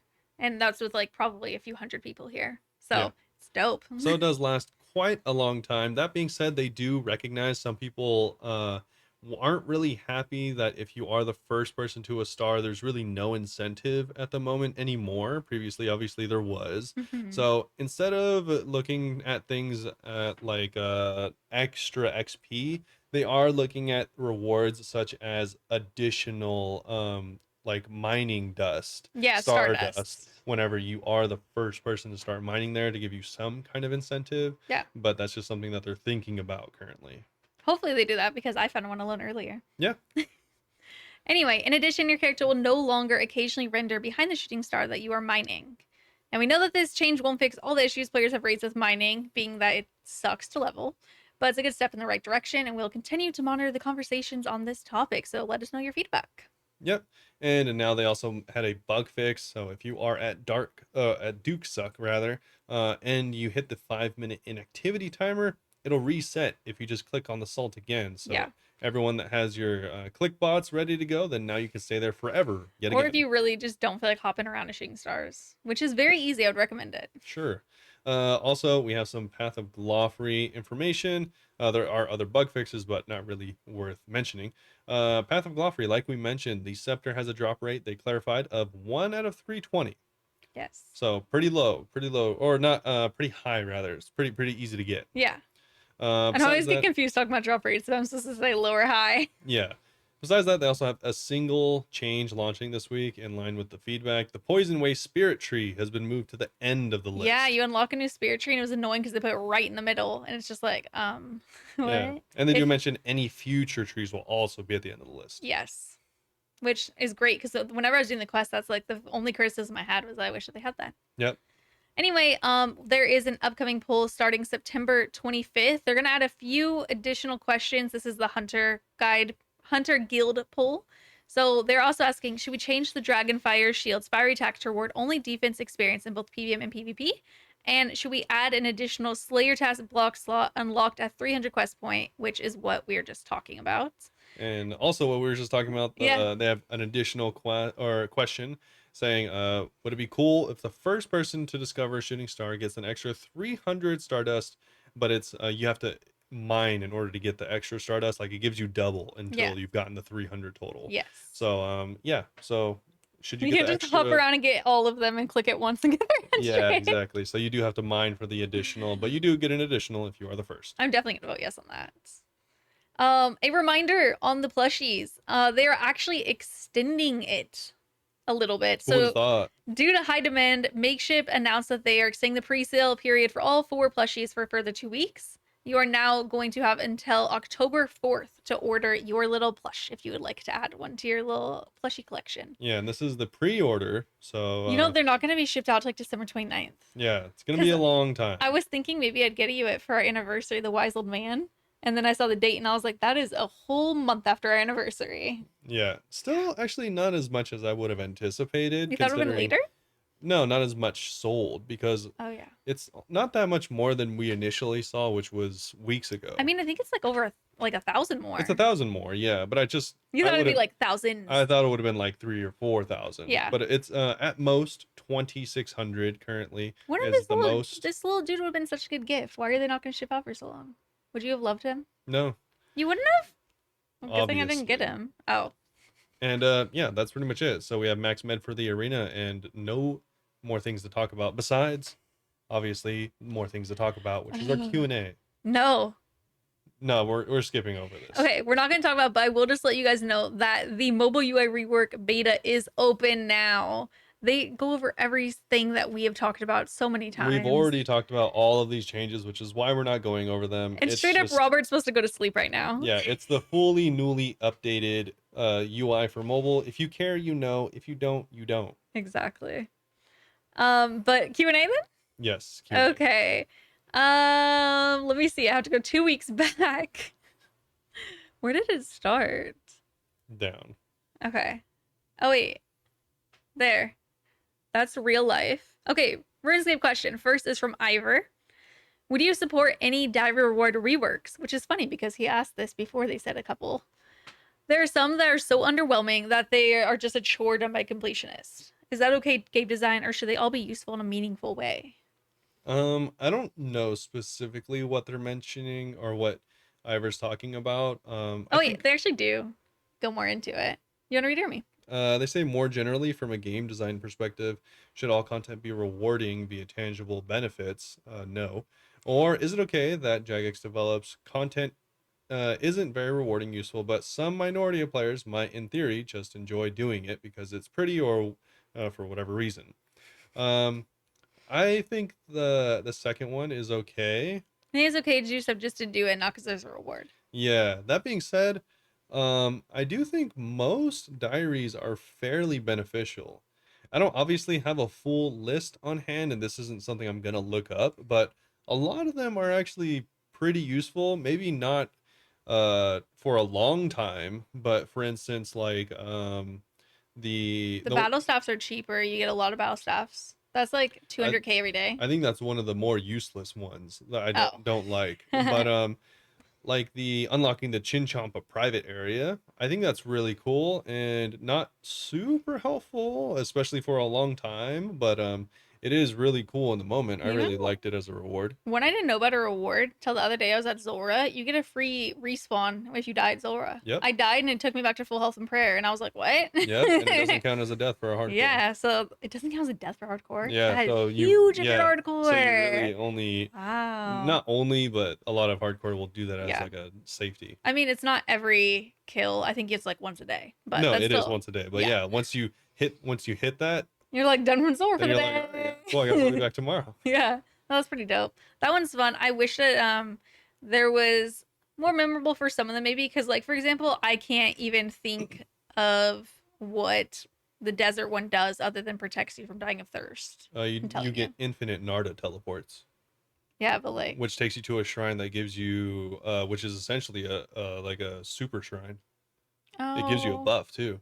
Okay, well maybe they are okay. It's actually then. really good for farming certain bosses on like Ironmans. Well, I like the wilderness changes that they're making. Those are good. Those are good, yeah. Yeah, I can't really think of anything specific I'd want to see. Yeah, I think there are some that are lackluster, like the ones that give you sand. I think it should just give you like giga sand. Like it should just be like, yeah, here's your 5,000 sand. Yeah, because sand's not worth much Like at at all. that, if you're getting an elite diary for sand, you shouldn't be like, all right, cool. This is useless. I'm just gonna go to the sand quarry. Yeah. Like it should just be like, oh, here's your bajillion sand, Hmm. or like the other one, like Lumbridge, high alks, like 40 high alks a day. That's like It's nice when you're doing that's a Slayer nothing. task, but yeah, it's not much. Yeah, that's nothing. Considering you have to like do a lot of stuff to get that. You can high alk several hundreds or thousands of things in just a couple hours on like on Hmm. a alk agility session. So it's like Yeah. that's Well, pretty the point is to be useless. like if you're in a different spell book. But I know what you mean. Yeah. It can be buffed a little bit, I but think not too the crazy. numbers of certain rewards, or like the one that you get runes. I forgot Wilderness. they increased it recently to Yeah, they 200 did. runes. Like I forgot they did. that should just be like 1,000 runes. I mean, the wilderness ones are kind of tricky to do. That's an elite diary to get Yeah, to 200. be fair, if you're finishing elite, like you have a lot done. Because it feels like some are way more busted. Like the Zor respawn. There's another one that you get respawned in the fight caves. Yeah. If you're fighting Jad, you get respawned. Like those are way better than getting sand every day. Yeah.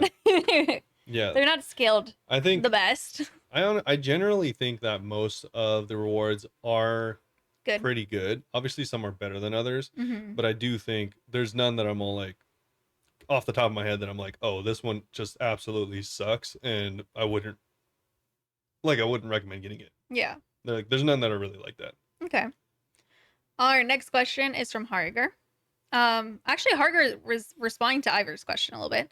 So, in a way, OSRS is my favorite and least favorite gaming community.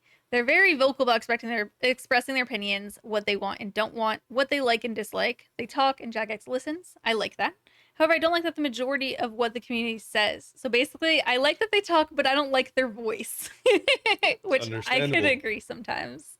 The community is way less fun loving than in the early to mid 2000s. Castle Wars used to be packed. The Faldor party room was huge. House parties were booming. Hell, even people played Gnome Ball. Now people only care about efficiency, which is sad. Even Bingo, which should just be a fun game, is built around activities that drive XP gain. Finally, to answer your question, my opinion is that the only way to sustain OSRS and not create tons of dead content is to create rewarding, useful content with tangible benefits. I could see that because, like, you were saying you don't think everything needs tangible benefits, but it might just be dead on arrival if there's not tangible benefits. I think that's Unless it's a collection log, which I feel like would be a tangible benefit. a bad way to design games Yeah? generally. You hate Harger's voice? No, because it's like if everything is useful, there's something that's not. There's Yeah. always something that's not going to be useful, and then like that'll just make that content feel even worse. And Mm-hmm. any new content that doesn't like innovate in a new way or provide a new thing that everyone's going to want is going to look bad. Okay, that's fair. I was just thinking, like, I don't know, I just like stuff to not be dead on arrival. And the reason things like playing at the Falador party room or Gnome Ball is nostalgic is because that was new at the time. There's plenty of True. things that suck currently that people do because it's new. That's fair. I do love doing new things because Like, it's new. I mean, maybe it doesn't suck on the scale of other things, but mining stars isn't good content. Oh, it's really boring. I If you just like think it it's because it's good content, AFK. then you are deprived because it is I not. probably am deprived. But there's obviously hundreds of people doing it right now because it's new. Mm-hmm. And that's Fair. how Gnome Ball was, I'm sure. Whenever it came out, people were like, "What is this?" Then people were like, "Wait, this is a waste of time," and they Yeah. stopped doing it. So maybe we're idealizing the past a little bit. I think so. Yeah, I could agree. Not that I don't do that for other games that I played, like I do that for in real life stuff all the time. take me back to when I played Counter Strike for 14 hours a day. And then you go back and play 14 hours a day, you're like, this is not as fun as I remember. I go back and I play for one game. I'm like, wow, this sucks. Yeah, no, I feel that way for sure. Anyway, Harger's actual question. I'm currently looking at the wiki page for medieval armor components and comparing it to the armor slots in OSRS. I realize where RuneScape lacks consistency is the neck armor section. Yeah, we don't have any neck armor. We just have a necklace. Yeah. Right now, our necklace slot is for amulets and necklaces, but on the wiki page, there are lots of interesting neck protection possibilities, including bevers and gorgets. I don't know if I'm pronouncing this correct. Seems like it could be important. I mean, after all, the neck is an important part of the body to protect, but at the same time, it might be unnecessary as we already have head and chest protection. I think it'd be interesting to have the possibility to choose between an amulet Blood Fury and a dragon gorget. Then you'd have to choose between better defense benefits or whatever the amulet's benefits are. So, like, more protection or more DPS. Yeah. And how are you guys' thoughts? I actually like that I think because it's I a think it's cool good for. I idea. think it'd be good for a tank if you're going to Yeah. like Galra Dungeon, you're tanking. I think it's a cool idea. Because if you think of it in real life, if someone sees, I mean, to be fair, if you're pulling from Bando's armor, they're just like, oh, you are not covered at all. Like I could hit you anywhere. Which makes sense because it does have lower defense. Yeah, but like if you saw somebody's neck exposed, you're like, I'm gonna go for their neck. Like that's obvious. Yeah. I feel like for tanky builds, that would actually be kind of cool. I think this is a really cool idea. Mm-hmm. The overall idea, I mean, being like taking certain parts of real life old school and adapting it to game old school is kind of cool. Mm-hmm. I've always thought that potentially something along a similar line of like a lot of people don't know this, but back in the day you wouldn't like actually a lot of the time you wouldn't kill people with your giant two-handed sword. You would actually like mess them up with that sword. Not saying that you didn't kill them with it sometimes, obviously, but a lot of times you would kill people with your dagger.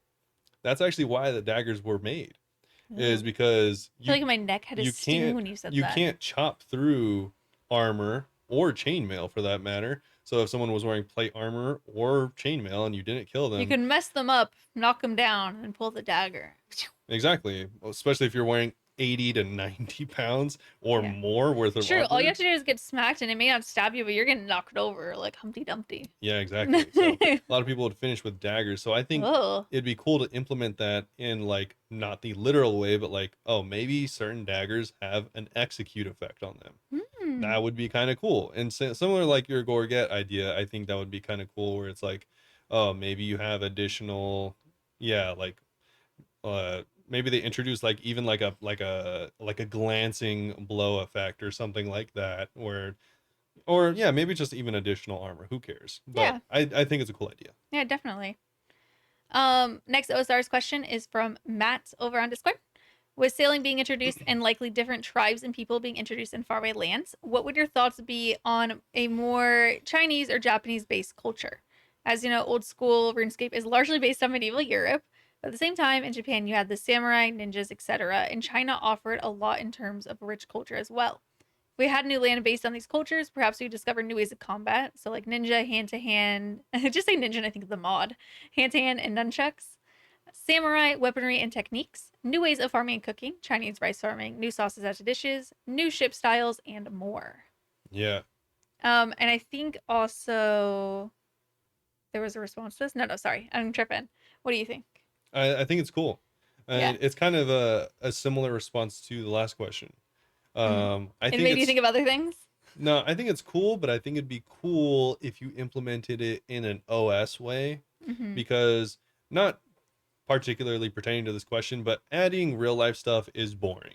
A lot Mm-hmm. of people think like, "Oh, I wish the game was more realistic." You don't. No one wishes that Yeah, we like our because real dragons. life is boring Yeah. and also very limiting. So I think it'd be cool, just like the Gorget type of stuff. Like I think if you added it literally, then it would kind of suck. But like in a cool way is cool. Mm-hmm. Similarly with these like Asian themed stuff, like I think it'd be cool to not add nunchucks because that's not really like OS or anything like that. But add like something similar vibes. Yeah, Yeah. Asia is huge. There's plenty of stuff you could Just some add. niche weapons. What's You those could sort of add katanas? yeah, you could add katanas from Japan or also from Japan they have like really large bows. Like potentially it could be like a 6 or 7 tick weapon, but maybe it bombs from super far away. How often do you think about ancient like Japan? A lot actually. That's your Roman Empire. Yeah, because samurais were Yeah, cool. I heard him talking and I was like, you know what? I feel like he talks about this kind of stuff a lot Yeah. every day.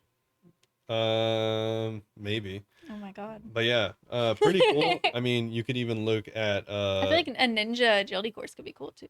yeah, ninja agility course, Hmm. which kind of already exists. And Eh, there's I guess also, so. I mean, plenty of like there's other bows. I mean, there's a lot of items from ancient, you know, well, the only nice thing about having wars for several thousands of years, such as China did, uh, that there's a lot of weapons to look at. So you can Yeah. actually add a lot of different weapons. I went on like a little escapade and looked through all the ancient like Han Dynasty and like the Edo era, like all of those old weapons in China and Japan. while I was thinking of ideas for the new weapons from the new bosses, Mm-hmm. and there's a lot of stuff that you could add to the game. No, totally. He's So told me about some random stuff too. yeah, so I think adding stuff, but making it old school because I don't want like You don't want it to be exactly the I same. think it would be cool to add like Asian style stuff, but like if it's just straight up like you get a boat and they're like this is the Japanese boat and No, it's just there's no like way they would say that. so overblown Japanese in every way. You I'm don't want it to be like stereotypical or and anything like all the either. suits of armor are like Japanese suits of armor. I'm like, all right, we get it. Inspired by, but This not is copying a culture. this is a Japanese style boat. Yes. like we don't need you to go overboard, but like if It's kind there's of like like they did in Al Creed when they gave everyone the same name. yeah, all the Ali's, yeah, They do or that, but it's like a Japanese name. yeah, like I don't want this to be like, oh, this is the Asian area of the game. Yeah. This is the, African area of the game. Yeah. That would be cool, but that's a different game. Yes. Inspired by, but not just like stealing a culture and copying it and saying, it's Yeah. here. If they're all like, oh, we found this really cool old bow, the tips of it are dragon's wings or something. It's a longbow. It kind of takes aspects from the Japanese longbow, but that's about it. Yeah. And the rest is old school. That would be cool. Okay. I like that. In a similar vein, but moving on to in real life questions. So be gone if you don't want to listen to in real life questions. Harger said, Matt should have asked but didn't. What is your favorite Japanese and Chinese dishes?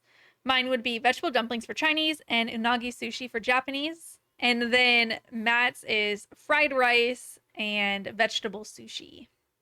And then maybe like specifically sweet potato sushi. Cool. What are your favorite Chinese and Japanese food?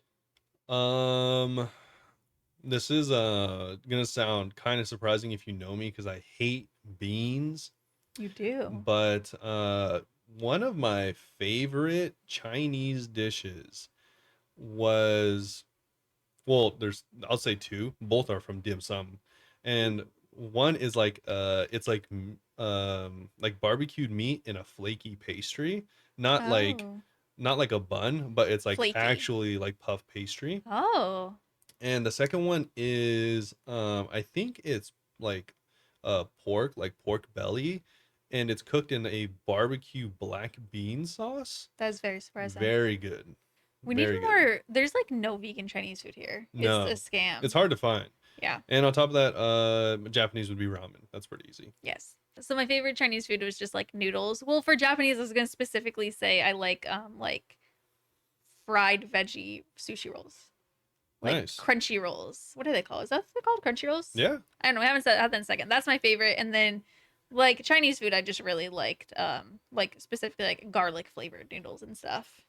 Okay. Yeah. I mean, I just like I think that noodles. counts. Yeah, I had that the other day. We actually got Chinese, one of the very few vegan Chinese places here. Yeah. We got that, and I had garlic noodles, and I had insane garlic breath for like 48 hours, but it was so worth it. Nice.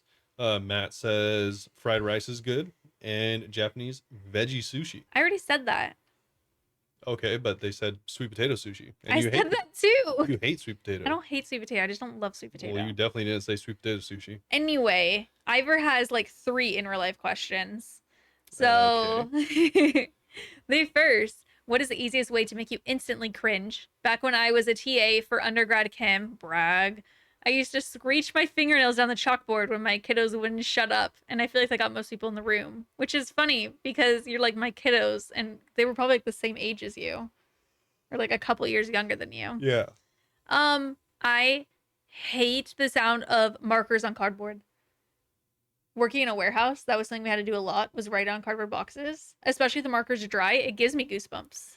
Thinking about those types of things is more inducing than if I actually hear it. Like if I actually write on a with chalk or something like that, it's like not a big deal, but thinking about it is worse. Okay. So I can't agree with that. Well, what thinking about it do you not like? Well, what do you mean? Or like what thing that you think about and you don't like specifically? Oh, Like nails and chalkboard. I don't know. Honestly, The marker thing, even at the candle place, like writing on markers, there were such dry markers there, and I would get goosebumps every time. Yeah, I don't know. Ugh, thinking about it grosses me out. Honestly, don't know. You don't have Like, anything like that? I don't really honestly cringe whenever things happen. I'm just all like, usually I'm just like, the closest I get is like just being disgusted. Okay. Well, what disgusts you? Do you know? Yeah, like when people are like like hella arrogant or something like that, and they assume that like that's okay. Like they do like messed up I don't stuff. well, not just arrogant, but like when people like are overzealous in like any particular thing, and then they just assume that everyone would agree. Okay. I It's more like a pet peeve than a cringe, but yeah. Yeah, it's kind of I kind of like think of it like whenever someone says something like that, like I look away in disgust. Like I can't even like You get observe this secondhand person. embarrassment almost. Yeah, I'm like, dang, like you're admitting that. That's crazy to me. Yeah. Like kind of like that, but it's not like cringe. It's like that You exists. just don't like them. Yeah, I guess so. Like yeah, Okay. usually just whenever people are just so like in their own world and they just don't know. Yeah, they're oblivious Yeah, but like to how rude they in are. like a gross way. Okay. Another thing is whenever I see people cough into their hand in public and then go and touch stuff. I'm just like, damn, you're nasty. That's just gross. I mean, that's a cringe thing because I see them do it and I'm like, ugh. I remember whenever like COVID first was happening and we went to Costco to get groceries like a few months in, we we're wearing masks and we saw someone take off their mask to sneeze into their hand and put back on their mask. Yeah, I'm what haunted a by that. G, dude. Disgusting. Also, Ivor asked the final question, which is Two real. questions. Is it two questions? Who is grosser and in what ways? Oh, I didn't even count that because Do it's you think? obviously you. I think it's me. Yeah. You're pretty gross. I think I just like I think I I'm purposely gross for effect. You're just naturally gross. wait. What am I do that's naturally gross? I burp a lot, and I feel like my breath always smells like garlic because I eat a lot of garlic food. We'll just leave it at that. Okay. Anyways, the second question is, do you have a favorite book? Yeah. Ivor's favorite book is Moby Dick. Read why. I've already read why. Okay, fine. Ira makes a your mom joke at the end of it. Yes, yes. What's your favorite book? I really liked The Book Thief. I got this tattoo on my arm, which is a quote from The Book Ask her Thief. what it says. Says, when death comes for me, he will feel my fist on his face. It's supposed to say, when death captures me. And guess who didn't notice till they got home and felt chills go through their body? Yeah. Me. Don't worry, I'm the one that pointed it out. Yeah, but now I'm reading the Dark Tower series, and I think the fourth book in the series might be one of my favorite books I've ever read. I think about often. I'm like, I would It's reread funny that because one. anytime you ask her what she's reading, it's a Stephen King book. I'm trying to go and read every one of his books that I have. I have a bunch of free books that I got from like my stepdad's coworker, like literally when I was like 15. They're on my Kindle. I still have the same Kindle from when I was a teenager. So I'm just going through his bibliography and going from oldest to newest and like stopping for series. So I'm in the last book for the Dark Tower right now. Wow, Yeah. that's cool. I don't read a lot. You have a favorite book though. I do have a favorite book, but I don't read a lot. That I being tried to get said, read The Book Thief and he didn't finish. I didn't. Yeah. I tried to. It's okay. It's just kind of boring. Yeah. My favorite book is Warbreaker. It's not even close. I need to read that. It is by far the best book I've ever read. The storytelling is impossibly good. Who's that by again? It is by Brandon Sanderson. Okay. He's if you like any amount of high fantasy, then I'd recommend reading any of his books. Specifically I think it's the Arclight series or the Arclight's RuneScape. no, it's like something like a Stormlight Archive. Stormlight Archive is what it's called. And We have that's the first book. I need to read it. it's a compendium of books. And he writes books very often. Think of George R.R., but the opposite. I mean, just think of Stephen King. Just This guy- constantly writing books. This guy writes more. More than Stephen King? Yes. Stephen King has like 60 novels. This guy writes more. Are you for real? In That's cool. succession, I think so. Weird. He's younger than Stephen. Whoa. I don't think he's written more than Stephen. But like on this rate, at he this rate. will. And on top of that, he has like a roadmap of books he has planned, written, and it is very and many.